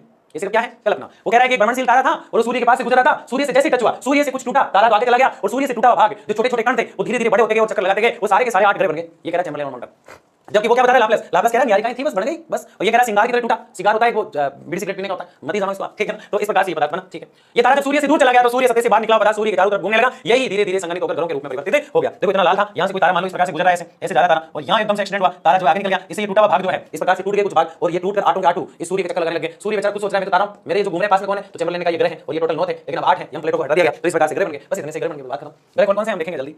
पहले सर जेम्स जीन्स और बाद में सर हेरोल्ड जेफरी ने इस मत का समर्थन किया। इमैनुअल कांट कुछ निम्स बातें करके चला गया, इसके कुछ 2-4 नोट्स थे, कुछ मौखिक बातें थी। गणित का एक टीचर है लाप्लेस नाम के, उन्होंने चुरा ली 1790 में, और इन्होंने एक परिकल्पना दी थी जिसको कहते हैं निहारिका परिकल्पना। निहारिका परिकल्पना। इनकी बात को और मजबूत करने के लिए चैम्बरलेन आया। चैम्बरलेन के साथ उसका एक असिस्टेंट मोल्टन भी आया। मोल्टन ने बड़ी गहनता से अपनी बात को 1900 में रखा। इसने कहा कि एक तारा था, सूर्य के पास से गुजरा था, ये से टकराया, जो भाग टूटा सूर्य के चक्कर लगाए, वो ग्रह बन गए, और इस बात को सही बताते हैं, इस बात को सही बताते हैं कि वास्तव में ही ग्रह ऐसे बने थे। इसका समर्थन करते हैं, इसका क्या करते हैं? समर्थन करते हैं। एक तो जींस पहना हुआ आदमी, एक तो कौन? एक तो जींस पहना हुआ आदमी और एक कैपरी पहना हुआ आदमी। कैपरी समझो, सूट जो सूट होता है उसको बोलते हैं ना। तो एक तो जींस पहना हुआ, उसका नाम है जेम्स जीन्स। जेम्स जीन्स कहता बात तो सही है, जेम्स जीन्स क्या कहता है? बात तो सही है। और सर हेरोल्ड भी कहते हैं, बिल्कुल गजब है, सर हेरोल्ड। हेरोल्ड भी कहते हैं बिल्कुल ऐसा ही हुआ था। हेरोल्ड क्या कहता है? बिल्कुल ऐसा ही हुआ था। हेरोल्ड का नाम जेफरी भी है, इसके आगे जेफरी लगा दो। तो ये दोनों लोग इस बात का समर्थन करते हैं। तो यहां तक आपको कितने बोले तो नाम याद करने, Immanuel Kant, Laplace, Chamberlain, molten और जेम्स जीन्स और सर हेरोल्ड, ये लोग बताते हैं उस समय बात सूर्य के साथ एक और सभी तारे होने की बात मानते, फिर धीरे धीरे तारे टकराते गए और छोटे छोटे उपग्रह भी बनते गए, ठीक है ना। हाँ, ये तारक द्वैत तारक सिद्धांत कहलाता है। अरे वाह गजब, अपना नाम रोशन कर लिया किसने? इन्होंने। इनका सिद्धांत जो है उसको हम द्वैत तारक सिद्धांत कहते हैं। जब ये दिया किसने सिद्धांत? द्वैत तारक, दो तारे आगे बाद में। अब ये खुद ऐड करें, मैं आपको बताता हूं द्वैत तारक सिद्धांत। अपना नाम रोशन करना चाहते हैं सबके। इमैनुअल कांट ने बताया था निहारिका, लेकिन वो लिखना भूल गया। इस बात को चुराकर लाप्लेस एक सिद्धांत देता है निहारिका। चैम्बरलेन और मोल्टन ने बताया था कि तारा सूर्य से टकराया था, लेकिन इसी बात को थोड़ा सा सही सही बताते हुए थोड़ा सा ऐड करते थे कि एक तारा नहीं था, 2 तारा था, तो 2 तारे थे और अपना सिद्धांत बनाते थे जेम्स और सर हेरोल्ड, द्वैत तारक सिद्धांत। बताओ यहां तक समझ आएंगे? शाबाश। समझो क्यों आएगा? बेटी को आसानी से आ जाएगा, कोई बड़ी बात नहीं। सर भूख लगी है, आज लंबी क्लास नहीं बेटा, 15 मिनट आप लास्ट मानो। हमको भूख लग रही है सर जी, आपने तो यूट्यूब पे डाउट ले रहे हो और नहीं ए पर, ये तो बहुत गलत बात है। निकिता बेटा आपके तो एक एक डाउट को मैंने सोल्व किया बेटा, ऐसे क्या करते हो आप? अभी मैं बेटा डाउट लेने बैठूंगा तो क्लास 11 बजे की बेटी, और कोई डाउट मेरे हिसाब से आप पीछे जाकर देख लो, मैं हर एक चीज को बताता जा रहा हूं, लिखी हुई चीज को वापस लिख रहा हूं, आप देख लो जेम्स हेराल्ड, और वापस देखो रिवीजन साथ में चल रहा है, इसी क्लास का रिवीजन इसी के साथ हो रहा है। ये चैम्बरलाइन पीछे की 3 स्लाइड में था, ये लाप्लेस से 2 पीछे था, ये मोल्टन मैंने वापस ले लिया, दो तारीख सिद्धांत को एक साथ लेके आ गया। मैं तो यही कोशिश करता हूं कि कोई डाउट रहे नहीं किसी बच्चे को। अभी डाउट ग्रुप वगैरह जो है आने वाले 5-7 दिन के अंदर शुरू कर दिए जाएंगे, मेरे हिसाब से वन शॉट खत्म होने के बाद शुरू किए जाएंगे 1 अगस्त के आसपास, और आपके लिए बनाया जाएगा डाउट ग्रुप, आप डाल सकते हो उसमें डाउट, और अभी भी पढ़ाते हुए आपको डाउट आ रहा है, और अभी तो डाउट सारे के लिए आप शुरू से जुड़े हुए हैं, तो सारा रिवीजन चल रहा है रीस्टार्ट में, तो रीस्टार्ट जो बच्चे पढ़ रहे हैं पहले से उनके लिए रीस्टार्ट डाउट खत्म करने वाला है। तो अभी मैं मान सकता हूं जैसे आपकी जो है नाराज की कमेंट कम ले रहे हैं हम इन दिनों, वो इसलिए ले रहे हैं कि 10 बजे क्लास खत्म हो रही है मेरी, 7:30 बजे शुरू होती है, 10 बजे क्लास शुरू हो रही है। मैं मतलब आप लोग सोच रहे हैं कि हम भी खाना लेट खा रहे हैं, हम भी 11 बजे खाना खा पा रहे हैं, 11 बजे, जबकि रूटीन में नहीं था कि 11 बजे खाना खाया जाए, उस समय नहीं था, और खाना खा के भी नहीं आ सकते क्योंकि आलस आता है क्लास में, और आलस हम कभी नहीं चाहते कि उसका असर बच्चे पे पड़े, इसलिए हम कोशिश ये करते हैं कि बेहतरीन करें किसी चीज को। आपकी डाउट जो है वास्तव में मैंने हमेशा लिया, और भी लंबा चिंता मत करो, और मेरी तो किसी अच्छी है कि डाउट ग्रुप बना नहीं, तो आपको इतने डाउट आने वाले, ठीक है? यस सर सब क्लियर है, कोई डाउट नहीं है सर। आपको इतने डाउट क्यों होते हैं बेटा? या आप अपने आप को कमजोर मत मानो कभी भी, आप या तो ऐसे सोचते हैं मेरे को समझ में आ सकता है, आपको डेफिनेटली समझ में आ सकता है, वेरी गुड, मुझे एप्पल बच्चे दिख रहे हैं लेकिन काफी दूर है मेरे से, ठीक है ना? हाँ, तो यहाँ तक समझ में आ गया, लाइक करते रहो सबके सब। तो ये न्यायिका परिकल्पना है, ज्यादा बड़ी क्लास नहीं है, द्वैतायक सिद्धांत के नाम से जाना जाता है। 1950 में रूस के ऑटो सीमेंट और जर्मनी के कार्ल वाइजास्कर ने न्यायिका परिकल्पना में को संशोधन किया। अब देखो मजे की बात है ना, मोल्टन चला गया, जेफरी जीन्स सब चले गए, अब अचानक से 1950 का समय चल रहा है, और एक ऑटो चलाने वाले व्यक्ति को दिमाग में आया, ऑटो नहीं चलाता, मैं याद कर रहा हूं, इसका नाम है ऑटो शिमिट। ऑटो शिमिट कहता है रुको रुको रुको रुको, मैंने कहा बोलो क्या हुआ, रोको तुम। ऑटो शिमिट कहता है वे जर्मनी के एक और व्यक्ति इनके साथ है जो इनकी सवारी ऑटो के अंदर बैठा है, कार्ल वाइजास्कर। ये ऑटो चला रहा है ऑटो सीमेंट, और ये सवारी बैठी है, और बात है 1950 की। ये कह रहा है कि लाप्लस ने कौन सी परिभाषा दी थी या कौन सी परिकल्पना दी थी? मैंने कहा उन्होंने तो न्यायिका दी थी भाई साहब। बोले यार वो तो उन्होंने 1790 में दी थी, अब उसको कुछ अपडेट कर देते हैं। मैंने कहा क्या मतलब? बोले बच्चे व्हाट्सएप को अपडेट करते हैं, इंस्टाग्राम को अपडेट करते हैं, हर चीज प्ले स्टोर पे अपडेट होती है, इसमें कुछ सुधार कर दो। मैंने क्या करना चाहते हो? तो ये कहते हैं कुछ संशोधन कर देते हैं, कुछ बदलाव कर देते हैं। मैंने कहा तुम्हारा बाप करा जाए, बदलाव कर दोगे? बोले नहीं, मेरा नाम भी गूगल में पढ़ा जाए। मैंने कहा ठीक है बच्चे याद कर लेंगे, हम इमैनुअल कांट को याद कर सकते हैं, लाप्लेस को याद कर सकते हैं, मोल्टन को याद कर सकते हैं, चैम्बरलाइन को याद कर सकते हैं, जेफरी जीन्स वगैरह सबको याद कर सकते हैं, तो तुम्हें सीमेंट और वाइजास्कर क्यों याद नहीं कर सकते? बोले मैं जो कह रहा हूं वो तो सुनो, मैंने बताओ। जिसमें विवरण भिन्न था, उनके विचार से सूर्य एक शोर न्यायिका से गिरा हुआ था, जो मुझे हाइड्रोजन हीलियम और धूल कण से। मैंने कहा पागल आदमी, वही तो बात कह रहा है, सूर्य में होता है हाइड्रोजन और हीलियम है, ये कह रहा है हाइड्रोजन और हीलियम से कण बन गए, तो है उसमें हाइड्रोजन और हीलियम, इसी न्यायिका में इसने कुछ अपडेट कर दिया, इसने सिर्फ इतना बताया हाइड्रोजन और हीलियम इसके अंदर ज्वाइन हो गए, बस आगे बढ़ते हैं। इन कणों के घर्षण और टकराने से चपटी तस्तरी की आकृति का बादल का निर्माण हुआ, अभिवर्ती प्रक्रम द्वारा ग्रहों का निर्माण हुआ, अंतर्गोत्वा यानी अचानक से अंतर्गोत्वा का मतलब अचानक वैज्ञानिकों ने पृथ्वी यानी ग्रहों की ही नहीं वरन पूरे ब्रह्मांड की उत्पत्ति संबंधी समस्याओं को समझने का प्रयास किया। यानी सारे जो विद्वान थे उन्होंने धीरे-धीरे सारी पृथ्वी के जितने भी ग्रह हैं एक-एक को समझने का प्रयास शुरू कर दिया। बस यही बात है यहाँ पे। पृथ्वी वर्सेस सूर्य, वाल्मीकि नाम का एक व्यक्ति हुआ, वो कहता है सूर्य पृथ्वी के चक्कर लगाता है। इसको 4-5 चक्कर लगाए खींच के, बोले निकिता को वैसे डाउट है और तू वही 100 करेगा। एक तो बच्चे को पहले से डाउट है और तू कह रहा है कि सूर्य पृथ्वी के चक्कर लगाता है, रॉन्ग। लेकिन इसने कहा, ये पूछा जा सकता है, किसने कहा कि सूर्य पृथ्वी के चक्कर लगाता है? पृथ्वी सूर्य के चक्कर लगाती है, लेकिन उल्टा कह रहा है। कोपर्निकस नाम का व्यक्ति था, पृथ्वी सूर्य के चक्कर लगाती है, ठीक है अच्छी बात है। ये मतलब कह रहा है ग्रह सभी सूर्य के चक्कर लगाते हैं, जितने भी ग्रह हैं सूर्य के चक्कर लगाते हैं, बात कुछ ठीक है। गैलीलियो कहता है ग्रह गोल होते हैं, ये भी ठीक है, पृथ्वी गोल है तो इसने कहा सब गोल होते हैं। गैलीलियो कोई व्यक्ति नहीं है, ये लोग है, एक प्रजाति है गैलीलियो, ठीक है ना? तो किसने कहा था कि सूर्य पृथ्वी के चक्कर लगाता है? वाल्मीकि ने। किसने कहा था? वाल्मीकि ने। क्लियर है यहां तक? आगे बढ़े। देखिए ब्रह्मांड की उत्पत्ति, ब्रह्मांड कैसे बना, मजे की बात अब शुरू होती है, मजे की बात अब शुरू होती है। अब मजा आने वाला है क्योंकि अब काम किसका है? इसका। ये क्या गुरुजी? अभी बताते हैं। अभी इसका काम है गुब्बारे का। आधुनिक तो पढ़ रखा है। आधुनिक समय में ब्रह्मांड की उत्पत्ति संबंधी सर्वमान्य सिद्धांत बिग बैंग सिद्धांत है, यानी ब्रह्मांड, धरती, सूर्य, चंद्रमा ये सब कैसे बने, इसको कहते हैं ब्रह्मांड। और इसको समझने का एक ही सिद्धांत है, बिग बैंग सिद्धांत। कौन सा? बिग बैंग सिद्धांत। क्या नाम है? बिग बैंग सिद्धांत। बिग बैंग सिद्धांत, ये नाम याद रखना है। 100 में से 100% एग्जाम में पूछा जाता है। आप बीए फर्स्ट ईयर करेंगे उसमें पूछा जाता है, 12 में पूछा जाता है, आप आईएएस का एग्जाम देंगे उसमें पूछा जाता है। इसलिए मैं कभी भी पढ़ाऊंगा तो ऐसे पढ़ाऊंगा आपको ये बिग बैंग सिद्धांत। जैसे आईएएस के बच्चे पढ़ते हैं वैसे समझना इसको। बिग बैंग सिद्धांत में इस विस्तारित ब्रह्मांड की परिकल्पना भी कहा जाता है। बिग बैंग सिद्धांत आपको ये बताएगा कि ये पूरा ब्रह्मांड यानी कि पूरी दुनिया कैसे बनी। बिग बैंग सिद्धांत क्या बताएगा? ये पूरी दुनिया, पूरा ब्रह्मांड कैसे बना। मैंने कहा बता, तो वो कहता है तो सुनो। पृथ्वी की उत्पत्ति एवं विकास में एडविन हब्बल ने प्रमाण दिए। एक व्यक्ति, इसका नाम पता याद रखना है, एडविन हब्बल। क्या नाम है इसका? Edwin Hubble. बड़ा मजबूत आदमी है, बहुत कुछ सिखा के जाएगा। एडविन हब्बल ने प्रमाण दिए कि ब्रह्मांड का विस्तार हो रहा है, ब्रह्मांड आज भी विस्तारित हो रहा है। अभी बताएगा, ये खुद कहेगा, गुब्बारा बताओ। समय बीतने के साथ आकाशगंगाएं एक दूसरे से दूर हो रही है। तारे जो हैं आज यहाँ हैं तो 20 साल बाद यहाँ होंगे, 100 साल बाद यहाँ होंगे, 1000 साल बाद यहाँ होंगे, 20,000 साल बाद यहाँ होंगे। आज भी ब्रह्मांड में दूरी बढ़ रही है। सूर्य और पृथ्वी यहाँ है तो कुछ समय बाद ऐसे दूरी बढ़ जाएगी। अब ऊपर आपको दिखेगा ऐसे दूरी बढ़ जाएगी।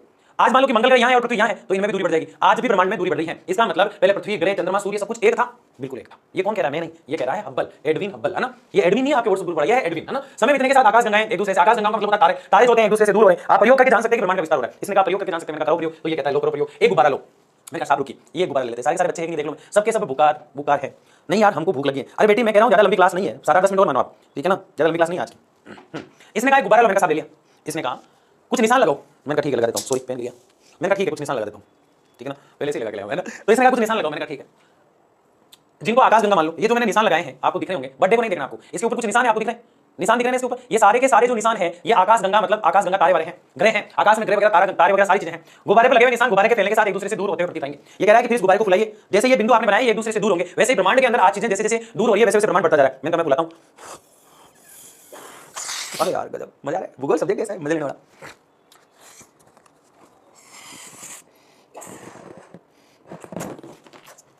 निकिता बेटा आज तू यहाँ पास होता तो गुब्बारा फुला देता है ना, वैसे तो गाड़ी नहीं लग रही इसका।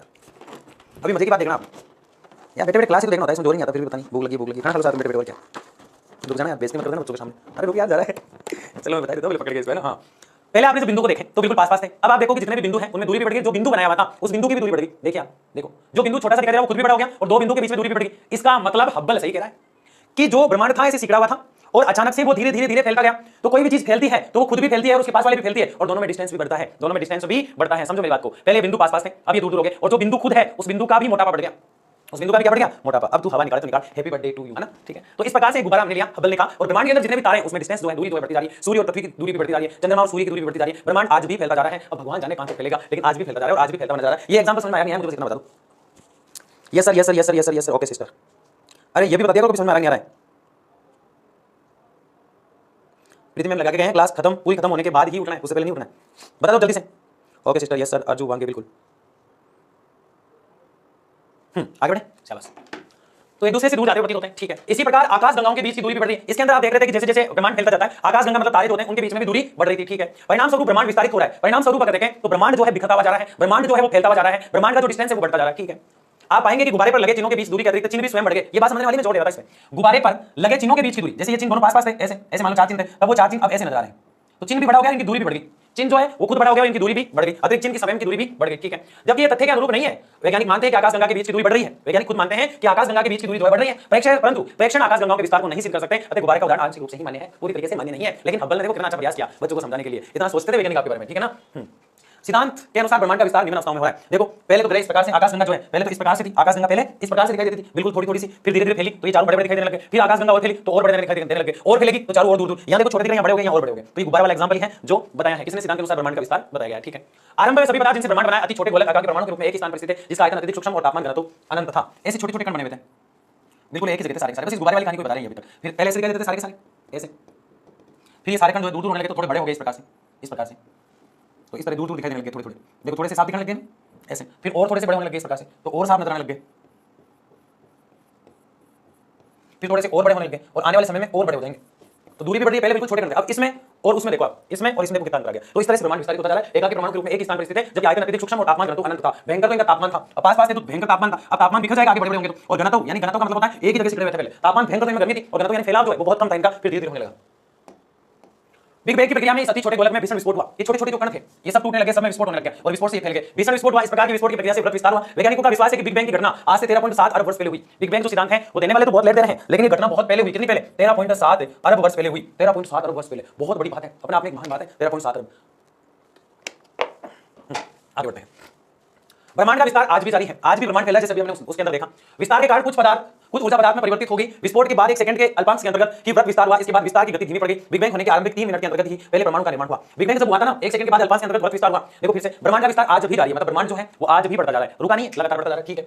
विस्तार के कारण कुछ ऊर्जा पदार्थ में परिवर्तित होगी, कुछ ऊर्जा ऐसी थी जो ऊर्जा में परिवर्तित होगी, ऊर्जा पहले से थी लेकिन पदार्थ बन गया, उस ऊर्जा का ताकत का एनर्जी का पदार्थ यानी वस्तु बन गई। के बाद 1 सेकंड के अल्पांश के अंतर्गत ही वृत्त विस्तार हुआ, इसके बाद विस्तार की गति धीमी पड़ गई। तो विस्तार हो रहा था उसकी जो गति है वो काफी धीमी नजर आने लगी। आरंभिक 3 मिनट में इतना भयंकर परमाणु के निर्माण हो गए कि वास्तव में लोग देखते रहे, लोग थे क्या उस समय। बिग बैंग 3 लाख वर्षों के दौरान तापमान 4500 केल्विन तक गिर गया, परमाणु पदार्थ का निर्माण हुआ, ब्रह्मांड का पारदर्शी हो गया, ब्रह्मांड बिल्कुल पारदर्शी नजर आने लगा। ब्रह्मांड के विस्तार का आकाश गंगा के बीच की दूरी में विस्तार होना। ब्रह्मांड का विस्तार का मतलब तारों के बीच में आज भी गैप बढ़ता जा रहा है, इसी को ब्रह्मांड का विस्तार होना कहते हैं। मोस्टली जो है तारों के बीच में गैप बढ़ रहा है, ये तारा इनके बीच में गैप बढ़ता जा रहा है, इसी को क्या कहते हैं? ब्रह्मांड के बीच में तारों का बढ़ जाना। शाबाश।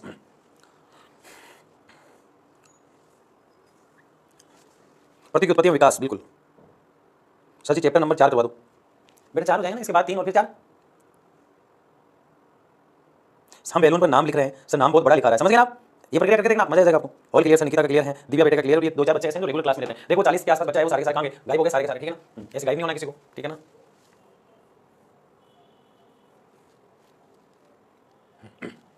तो बिग बैंग पढ़ रहे हैं, ब्रह्मांड का विस्तार आज भी हो रहा है, ये पढ़ लिया हमने, बिग बैंग 3 लाख वर्ष पहले, ठीक है। पारदर्शी आज भी बढ़ रहा है, ठीक है। आगे देखिए, होयल ने इसे विकल्प विस्तार अवस्था संकल्पना के नाम से प्रस्तुत किया। अब देखो हर व्यक्ति को काटने के लिए एक व्यक्ति खड़ा रहता है, बताओ लाप्लेस को काटने के लिए कौन है याद करो। ऐसे ही जेम्स जेमरी वगैरह भी बात को सहमत हो रहे थे, फिर भी उनको काटने के लिए कोई आया। ऐसे ही इनकी बात जो हब्बल है, एडविन हब्बल, इन्होंने बड़े प्यार से हमें समझाने का प्रयास किया। एडविन हब्बल ने गुब्बारे की मदद से हमें सब कुछ समझाया, लेकिन इनकी बात को सहमत होते हुए भी और कुछ एक्स्ट्रा एडिशनल ज्ञान देके गया। अब बात काटना कह सकते हो या सपोर्ट करना कह सकते हो। होयल नाम के एक व्यक्ति आए, ये जितने भी वैज्ञानिक और भूगोल बता रहे हैं नाम याद रख लेना। होयल ने इसका विकल्प विस्तार अवस्था संकल्पना के नाम से प्रस्तुत किया। अब जो एडविन हब्बल है उन्होंने जो सिद्धांत दिया, इसका नाम वो क्या दे रहे हैं? एडविन हब्बल जो है इस सिद्धांत को सुंदर नाम दे रहे हैं। क्या नाम दे रहे हैं? बिग बैंग सिद्धांत, बिग बैंग सिद्धांत। जबकि होयल इन्हीं बातों को दोबारा कहेगा, कुछ ऐड कर देगा और अपने सिद्धांत का नाम क्या दे देगा? विकल्प स्तर अवस्था संकल्पना। कितना हार्ड नाम देता है बच्चों को बता रहा है, विकल्प स्थिर, विकल्प स्थिर अवस्था, विकल्प स्थिर अवस्था संकल्पना, विकल्प स्तर अवस्था संकल्पना के नाम से इसका नाम दे देता है। प्रस्तुत की उसने इस संकल्पना के अनुसार ब्रह्मांड किसी भी समय में एक ही जैसा रहा है, यदि ब्रह्मांड के विस्तार संबंधी अनेक प्रमाणों के मिलने पर वैज्ञानिक समुदाय ब्रह्मांड विस्तार सिद्धांत के ही पक्षधर है। ये क्या कह रहा है, संकल्पना के अनुसार ब्रह्मांड किसी भी समय एक ही जैसा रहा है, जबकि इस बात को लोग नहीं मानते। अधिकतर लोग क्या कह रहे हैं कि ब्रह्मांड जो है आज भी वैज्ञानिक समुदाय ब्रह्मांड विस्तार की बात को मानते हैं, इसकी बात को लोग मानते ही नहीं। ये कहता है कि ब्रह्मांड पहले भी ऐसा था और अब भी ऐसा है। आप बताओ आपका क्या कहना है कि ब्रह्मांड क्या पहले भी ऐसा था, तारे पहले इतने पास थे, क्या इनमें दूरी नहीं बढ़ रही? बिल्कुल बढ़ रही है। आज सब लगभग वैज्ञानिक जो है बिग बैंग सिद्धांत को मानते हैं। आपसे पूछा जाए तो सबसे महान जो सिद्धांत है वो बिग बैंग सिद्धांत है, सबसे मान्य सिद्धांत माना जाता है और सबसे सुंदर सिद्धांत है। ठीक है, आगे देखिए। प्रारंभिक ब्रह्मांड में ऊर्जा व पदार्थ का वितरण समान नहीं था। शुरुआत में जो ब्रह्मांड है उसमें ऊर्जा व पदार्थ का वितरण समान नहीं था। ऊर्जा जो है वो और क्या बता रहा है, पदार्थ। जितने भी तारे होते थे, निहारिका शब्द प्रयोग कर रहा हूं, निहारिका जितनी भी होती थी उनमें ऊर्जा बराबर नहीं होती थी और ना ही पदार्थ बराबर होता था। घनत्व में आरंभिक भिन्नता थी। शुरू में भी इनका जो सिकुड़न था ये कहीं तो ज्यादा था, कहीं कम था। इस प्रकार से घनत्व, ठीक है। गुरुत्वाकर्षण बलों में भिन्नता आई जिसके परिणामस्वरूप पदार्थ का एकत्रण हुआ, फिर धीरे धीरे एकत्रित होते गए, ऐसा अधिकतर वैज्ञानिक मानते हैं। प्रकाश वर्ष लाइट ईयर है, समय का नहीं, दूरी का माप है। ये बड़ा कंफ्यूजन क्रिएट होता है। प्रकाश वर्ष शब्द दिखते ही हम सोचते हैं लाइट की बात हो रही है। प्रकाश वर्ष शब्द दिखते ही हम क्या सोचते हैं, लाइट की बात होती है। ये क्या कह रहा है, प्रकाश वर्ष समय का नहीं वरन दूरी का मात्रक है। अब देखो दूरी बताता है, क्या बताता है, दूरी। इसको आगे समझ लेना, रोज रोज कंफ्यूजन क्रिएट नहीं होगा। अब देखो प्रकाश शब्द देखते ही हमें लगता है यहाँ पे लाइट की बात हो रही है, कितना प्रकाश है इसकी बात हो रही है, यहाँ पे कितना प्रकाश है इसकी बात हो रही है। जबकि क्या ये लाइट की बात कर रहा है, क्या ये प्रकाश की बात कर रहा है? प्रकाश मतलब कितनी लाइट है, कितना सवेरा है, इसकी बात कर रहा है, जबकि ये बात नहीं कर रहा है। वर्ष शब्द दिखते ही हम सोचते हैं प्रकाश वर्ष का मतलब समय है, 1 साल 2 साल 3 साल, जबकि ये भी नहीं है। प्रकाश वर्ष का मतलब है दूरी। प्रकाश वर्ष किससे नापी जाती है, दूरी। अब सूर्य की किरणें आपको 8 मिनट 11 सेकंड में पृथ्वी पाती है, तो बताओ किलोमीटर से नापोगे कितने किलोमीटर लिखोगे, किलोमीटर हो जाएंगे, बैंक ही किलोमीटर हो जाएंगे। इसलिए इसको है ना कई किलोमीटर से एक प्रकाश वर्ष बनाया जाता है और जैसे 10 प्रकाश वर्ष बोला उसके अंदर 1,500 किलोमीटर इकट्ठा हो गए। अभी बताऊंगा मैं आपको सारी चीजें। प्रकाश की गति 3 लाख किलोमीटर प्रति सेकंड है। ये समय का नहीं है, किसका है, दूरी का है, दूरी का है, समय का नहीं है। प्रकाश की गति 3 लाख किलोमीटर प्रति सेकंड है। प्रकाश जो होता है ना उसकी गति जो है 3 लाख किलोमीटर प्रति सेकंड है। ठीक है, आगे समझिए। एक साल में प्रकाश जितनी दूरी तय करेगा वे प्रकाश वर्ष होगा। एक साल के अंदर प्रकाश वर्ष जो है जितनी दूरी तय करेगा, प्रकाश जितनी दूरी तय करेगा वे प्रकाश वर्ष होगा। ये 9.46 गुना 10 की घात 12 किलोमीटर के बराबर है। पृथ्वी सूर्य की औसत दूरी 14 करोड़ और 95 लाख 98,000 किलोमीटर। प्रकाश वर्ष के संदर्भ में ये प्रकाश वर्ष का आंकड़ा केवल 8.13 8.311 है ना, 8.311 इसको आप बोल सकते हो, 8.311। क्या मतलब हुआ इसका, तो समझिए। सूर्य जो है, ये सूर्य, इससे जो पृथ्वी है, ये पृथ्वी, इसकी दूरी कितनी मानी गई है यहां से यहां तक, देखिए आप, 14 करोड़। कितनी मानी गई है, 14 करोड़ 95 लाख और 98,000। ठीक है, अब यहां इतनी दूरी है तो यहां से कितना किलोमीटर होगा, तो इस किलोमीटर को इस आंकड़े में दिखाया गया। और अगर हम प्रकाश वर्ष में इसको बोले तो सिर्फ मैं ये बोलूंगा 18,311, बस 8,311, 8.311। बताओ समझ में आएंगे, 3 लग प्रति सेकंड। शाबाश शाबाश शाबाश बेटी, बिल्कुल सिंपल चीज है। अक्षांश देशांतर तो मैंने कई बार बता रखी है, ठीक है ना। हाँ, अभी देख लेंगे और हाँ, ग्रहों का निर्माण, ग्रहों के विकास की निम्नलिखित अवस्थाएं मानी जाती हैं। ग्रह कैसे बने, इसकी 3 अवस्थाओं की हम बात करेंगे, ठीक है ना, कि ग्रहों का निर्माण कैसे हुआ। ग्रहों के विकास की निम्नलिखित अवस्थाएं। तारे न्यायिका के अंदर गैस की गुत्थी झुंड है। देखो ये तारा, ये तारा, ये तारा, ये सारे के सारे तारा है और इन तारों के समूह को हम क्या कहेंगे, निहारिका। ये बात कौन बता के गया, लाप्लेस, निहारिका। इन तारों के समूह को हम क्या कहेंगे, निहारिका। इसका मतलब तारे जो हैं वो सारे गुच्छित है, मतलब तारों का एक गुच्छा बना हुआ है, किसमें, निहारिका में। किसमें बना हुआ है, निहारिका में। तारे निहारिका के अंदर गैस के गुच्छित कुंड है और तारे अपने आप में क्या है बेटा, गैस है। सारे के सारे तारे क्या है, गैस। इन गुत्थित झुंडों में गुरुत्वाकर्षण बल से गैसीय बादल में क्राउड का निर्माण होता है और इस गैसीय क्राउड के चारों तरफ गैस धूलकण की घूमती हुई तस्तरी की विकसित हुई है। क्या कह रहा है, इन गुत्थित झुंड में गुरुत्वाकर्षण बल से गैसीय बादल में क्राउड का निर्माण होता है। धीरे धीरे इनके अंदर गैस होती है और वो गैस जो है क्राउड का निर्माण करती है और इसमें दूरी पर्याप्त सफिशिएंट तौर पर जो है धीरे धीरे मतलब फेरी के साथ बढ़ती जाती है। क्राउड का निर्माण हुआ है। इस गैसीय क्राउड के चारों तरफ गैस और धूलकण की घूमती हुई तस्तरी विकसित होती है। इसके चारों तरफ निहारिका के चारों तरफ एक घेरा बन जाता है और उस घेरे में पूरी तरीके से धूल होती है, इसलिए धूलकण अधिक दिखाई देते हैं। क्या अधिक दिखाई देते हैं, धूलकण अधिक दिखाई देते हैं। यहाँ तक समझ आ गया आपको, अगला पॉइंट देखिए। अगली अवस्था में गैसीय बादल का संघनन प्रारंभ होता है। क्राउड को ढकने वाला पदार्थ छोटे गोलों के रूप में विकसित हुआ। छोटे गोले से संघनन अणुओं में पारस्परिक आकर्षण प्रक्रिया द्वारा ग्रहणों में विकसित हुए संगठन की प्रक्रिया द्वारा बड़े पिंड बनने शुरू हुए। गुरुत्वाकर्षण बल के परिणामस्वरूप आपस में जुड़ गए छोटे पिंडों की अधिक संख्या ग्रहण है। तारे में भी बड़े तारे कैसे दिखाई देते हैं, जैसे कि मान लिया जाए ये तारा है इस प्रकार से, ये तारा, ये तारा, ये तारा इस प्रकार से, ऐसे तारे हैं और ये तारों का समूह जो होता है, गुच्छित जो तारे हैं, इसको हम निहारिका कहते हैं। अभी हमने देखा। लेकिन इनके चारों तरफ जो है कई पदार्थ घूम रहे होते हैं, कई पदार्थ घूम रहे होते हैं। इनके चारों तरफ कई पदार्थ घूम रहे होते हैं और ये पदार्थ इस प्रकार से घूमते रहते हैं इनके चारों तरफ। तो ये तारे जो है इनका डिस्टेंस जो होता है, दूरी जो होती है, वो धीरे धीरे पास आने लग जाती है। कई गैसीय कारण भी होते हैं तो 2 तारों से एक तारे नजर आते हैं और इस प्रकार से बड़े तारे हमें नजर आने लग जाते हैं। इस प्रक्रिया में संघनन होता है, मतलब जुड़ाव होता है। इस प्रक्रिया में क्या होता है, जुड़ाव होता है, मोस्टली जुड़ाव, एक दूसरे के पास आने लग जाते हैं। इसमें जुड़ाव होता है, संघनन होता है इसके अंदर। क्राउड को ढकने वाला पदार्थ छोटे छोटे गोलों के रूप में विकसित हुआ। छोटे गोले संसर्जन अणु में पारस्परिक आकर्षण, मतलब जैसे एक अणु है, दूसरा अणु यहाँ है, तीसरा अणु यहाँ है और इन अणुओं के अंदर आपस में आकर्षण होने लग जाता है। आपस में एक दूसरे के पास आने लग जाते हैं और पास आने की वजह से, इस आकर्षण की वजह से धीरे धीरे ये होता है कि इनमें संघनन जैसी प्रक्रिया होने लग जाती है और तारे जो है कई एक साथ जुड़ जाते हैं। गुरुत्वाकर्षण बल के परिणामस्वरूप आपस में जुड़ गए छोटे पिंडों की अधिक संख्या ग्रहणों कहलाती है। छोटे पिंड जो होते हैं वो ग्रहणों के रूप में विकसित हो गए। अंतिम अवस्था में अनेक छोटे ग्रहणों के सहवर्धित होने पर कुछ बड़े पिंड ग्रहों के रूप में बने। लास्ट में कैसे हो जाएगा, अंतिम अवस्था में अनेक ग्रहणों से सहवर्धित होने पर कुछ बड़े पिंड ग्रहों के रूप में बने। अब देखिए आप कितनी मजे की बात है, मस्त बात है। कैसे, तो पहले हम क्या देख रहे थे, पहले सबसे अच्छी चीज हम ये देख रहे थे कि धीरे धीरे इस प्रकार से तारे थे, धीरे धीरे इस प्रकार से क्या थे, सबके सब तारे थे और तारे जो है, ये तारे जो है ये सारे के सारे गुच्छित थे। कैसे थे तारे, गुच्छित थे, मतलब एक चाबी का गुच्छा होता है, इस प्रकार से गुच्छित थे और इनके चारों तरफ जो है इस प्रकार से अलग अलग धूल के कण घूम रहे थे। क्या घूम रहे थे इनके पास, यहाँ धूल के कण घूम रहे थे, यहाँ क्या घूम रहे थे, धूल कण घूम रहे थे और कई पदार्थ ऐसे थे जो इनके चारों तरफ घूम रहे थे। धीरे धीरे तारों को इन्होंने ढक लिया, तारे आपस में ढके मारे बेचारे एक दूसरे के पास आने लगे, एक दूसरे से चिपकने लगे इस प्रकार से और चिपकते चिपकते इनका जो घनत्व है वो काफी पास आ गया। तारे एक दूसरे के पास आते गए और धीरे धीरे इनका जो घनत्व है वो बढ़ता गया, इनका जो डिस्टेंस है बीच का वो बिल्कुल पास में आता गया और धीरे धीरे जब एक तारा दूसरे तारे से जुड़ा, दूसरा तारा तीसरे तारे से जुड़ा तो तारे आपस में जुड़ते गए। अब अलग अलग बातें हैं, चैम्बरलेन कुछ और कह रहा है, मोल्टन कुछ और कह रहा है, हबल्स कुछ और कह रहा है, एडविन हबल्स ने अपनी बातें बताई। इसके अलावा अलग अलग लोगों ने जेम्स जिनसे जो था वो कुछ अलग कह रहा था, जयप्री कुछ अलग कह रहा था। सब लोगों ने अपनी परिकल्पनाएं प्रस्तुत की है और तारे जब एक दूसरे के पास आते हैं तो ऐसे 10 12 20 25 तारे मिलकर धीरे धीरे ग्रहों का निर्माण हो गया। और इसका कई वैज्ञानिकों ने खंडन किया, कि ऐसा नहीं हो सकता। क्यों नहीं हो सकता ऐसा, आप खुद खंडन कर देंगे कि वो बात और भी ठीक थी कि सूर्य के पास एक भ्रमणशील तारा निकला, ये सूर्य और इसके पास एक भ्रमणशील तारा निकला, सूर्य से वो जैसे टच हुआ तो सूर्य से आग टूटी, सूर्य से कुछ पदार्थ टूटा, सूर्य से कुछ लिक्विड भी टूटा, सूर्य से कुछ ठोस पदार्थ भी टूटे और वो सूर्य के चक्कर लगाने लगे। इस बात से तय हो जाता है कि सूर्य के ग्रह चक्कर लगाते हैं, सूर्य एक तारा है, ग्रह अगर सूर्य के चक्कर लगा रहे हैं तो कहीं ना कहीं वहीं से टूटे हैं। इस बात से तो वैज्ञानिक सब सहमत होते हैं, लेकिन इस बात से कम सहमत होते हैं कि तारों की जुड़ने से अगर ग्रह बनता तो ग्रह 8 ही नहीं होते। ग्रह यम और प्लेटो को हम हटाते नहीं, 9 ही नहीं रख पाए, हम 8 ही रख पाए। आज ग्रह 8 क्यों है, 16 क्यों नहीं है? क्योंकि ऐसा नहीं होता है। फिर भी सेवर्धित होने पर कुछ बड़े पिंड ग्रहों के रूप में बने, ऐसा वैज्ञानिकों का मानना है कि कुछ पिंड ऐसे बने। आपको समझ में आया कि नहीं मुझे एक बार बता दो, ग्रह कितने हैं? 8। कितने हैं? 8। पृथ्वी क्या है?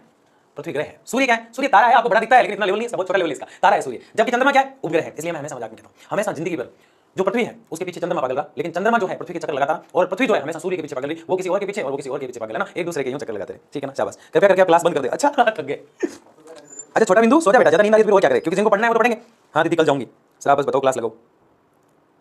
ये गलत बात है, बंद कैसे करते क्लास को? ये तो अच्छा हुआ मैं इसके 2 वन शॉट ला रहा हूं, तो 12 बजते आज आपके क्लास के मेरे सबके 12 बजे आज, इतनी लंबी क्लास होने वाली थी ये मैं और छोटी कला है, ठीक है ना। तो एक छोटी सी चीज समझ के चले जाओ आप, ठीक है ना।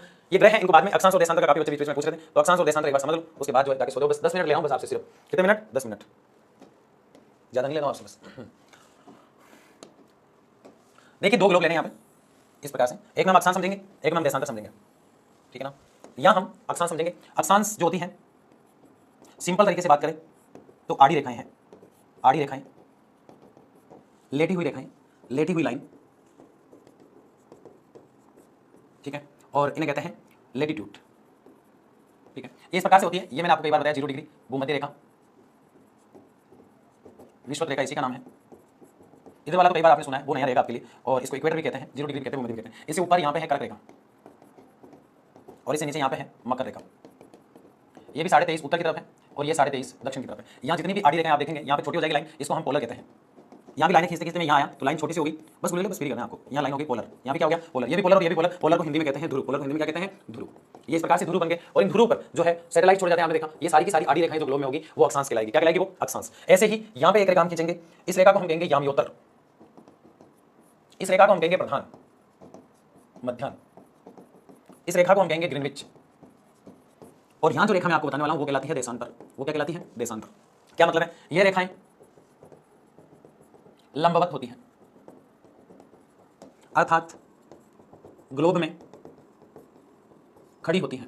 ग्लोब में कैसे होती है? खड़ी होती हैं। इन्हें लॉन्गिट्यूड के नाम से जाना जाता है। अब इस प्रकार से जितनी भी रेखाएं मैं खींचूंगा वो सारी की सारी देशांतर है। जितनी भी ग्लोब के अंदर खड़ी रेखाएं हैं वो सारी की सारी देशांतर कहलाती है। आड़ी अक्षांश है, आड़ी क्या है? अक्षांश, और खड़ी क्या है? देशांतर। कभी नहीं भूलना इस चीज को। यहाँ पे एक चीज और समझिए, एक छोटा ग्लोब यहाँ लिया है मैंने और इस ग्लोब के 2 पार्ट कर देता हूं तो गोलार्ध हो गया। ऊपर वाला उत्तरी गोलार्ध है, बात ये नहीं समझ रहा हूं मैं, अगली बात समझना आपको। उत्तरी गोलार्ध है और नीचे वाला दक्षिणी गोलार्ध है। लेकिन आप मत कहना, डाउट नहीं लेता हूं मैं। हाँ ये समझ लिया हमने। एक गोला हमने यहाँ लिया, हमने पहले गोले के इधर से 2 भाग किए, अब गोले के इधर से 2 भाग किए। इधर वाला पश्चिमी गोलार्ध है। कैसा है? पश्चिमी गोलार्ध है। किसी बच्चे कोई डाउट है तो फटाफट कमेंट बॉक्स में लिख दो। यहाँ पूर्वी गोलार्ध है, यहाँ पूर्वी गोलार्ध है, ठीक है ना। तो ये ऊपर नीचे होगा उत्तरी दक्षिण गोलार्ध, जिसको आप नॉर्थ बोल रहे हो, कई लोग साउथ वाले को दक्षिण वाले को साउथ बोलते हैं। ये पश्चिमी और पूर्वी गोलार्ध है। इस प्रकार से गोलार्ध होते हैं। ये सारी की सारी जो रेखाएं यहाँ खींची गई हैं और जो गोलार्ध बनाए गए हैं ये सब काल्पनिक है। क्या ये? काल्पनिक, काल्पनिक। तो इसमें किसी को डाउट हो तो वो पूछ लें। और ये जो आपको दिखाई दे रहे हैं ये सबके सब ग्रह हैं। ये सबके सब क्या है? सॉरी, ये सबके सब कौन सा कलर लिया जाए? ग्रह हैं। दिख रहा है ना रेड कलर में? ग्रह। यहाँ तक किसी को डाउट है तो पूछ लो फटाफट से। मुझे हिस्ट्री पढ़ते समय बहुत नींद आती है, पता नहीं क्यों। सर आप पढ़ाओ, इनकी बातों पर ध्यान मत दो प्लीज। अब पढ़ाओ सर। मुझे भी नहीं भाई, नो डाउट सर। भूगोल पढ़ते समय सोना नहीं है। ये बच्चा अच्छा बोला सलेस सर, आप ये बहुत अच्छा पढ़ाते हो, थैंक यू, शाबाश। तो यहाँ तक क्लियर है? सब लोग लाइक कर दो, बहुत सुंदर चीज आई है, ठीक है ना। ये यूरेनस और नेपच्यून आपको दिखाई दे रहे हैं। आप सोच रहे हैं सर अरुण और वरुण कहां गए? बस ये इन्हीं के नाम है, अरुण वरुण, है ना। ये ग्रह होते हैं, ये तो वहां से याद हो जाते हैं। मैं बहुत डिटेल से इनको पढ़ाने वाला हूं, अभी नहीं, अभी तो आपको 2 मिनट में दिख रहा हूं। बृहस्पति सबसे बड़ा ग्रह है। कौन सा? बृहस्पति, ये सबसे बड़ा है, बड़ा ग्रह।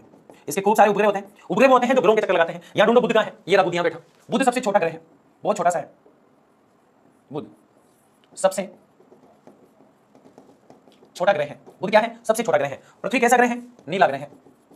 पृथ्वी कैसा है? नीला ग्रह। मंगल कैसा है? लाल ग्रह है, लाल ग्रह। अब देखो ग्रहों के नाम कैसे याद कर सकते हैं? मैं थोड़ा सा हाईलाइट कर देता हूं, फटा हुआ पूरा का पूरा। यह है नेपच्यून,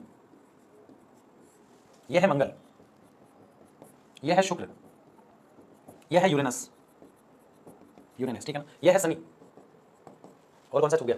यह है प्लेटो। क्या प्लेटो ग्रह है?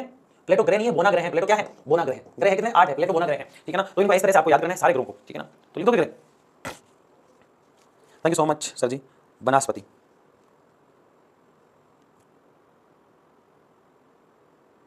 शाबाश।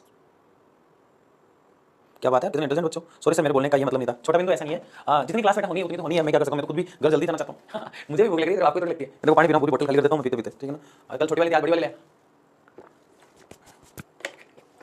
शाबाश। तो यहाँ तक किसी को डाउट नहीं होना चाहिए। ग्रह जो होते हैं ना, वो अपने आप में महत्वपूर्ण स्थान रखते हैं। ग्रह कितने हैं? 8, और प्रत्येक ग्रह की अपनी विशेषता होती है। जैसे ये खत्म हो जाए तो आप 8 ग्रहों के नाम लिखोगे। सर आपने बता दिए 8 ग्रह जो है, एक एक के नाम मुझे कमेंट बॉक्स में चाहिए, सारे के सारे 8 ग्रहों के नाम लिख दोगे? सर मैं तो अभी लिख देता हूँ। ऐसा कोई माइकल जैक्सन है जो अभी लिख सकता है? Thank you so much. Clear sir, clear sir, clear sir, clear sir, clear sir. आगे क्या है? अरे वाह, जिसका था इंतजार हमें। अब खाना खा सकते हो, पानी पी सकते हो, नहा सकते हो, खेल सकते हो, कूद सकते हो, कुछ भी कर सकते हो। कर सकते हो, नहीं कर सकते हो? बिल्कुल कर सकते हो। शाबाश। मिलते हैं अगली क्लास में, तब तक के लिए जय हिंद, जय भारत।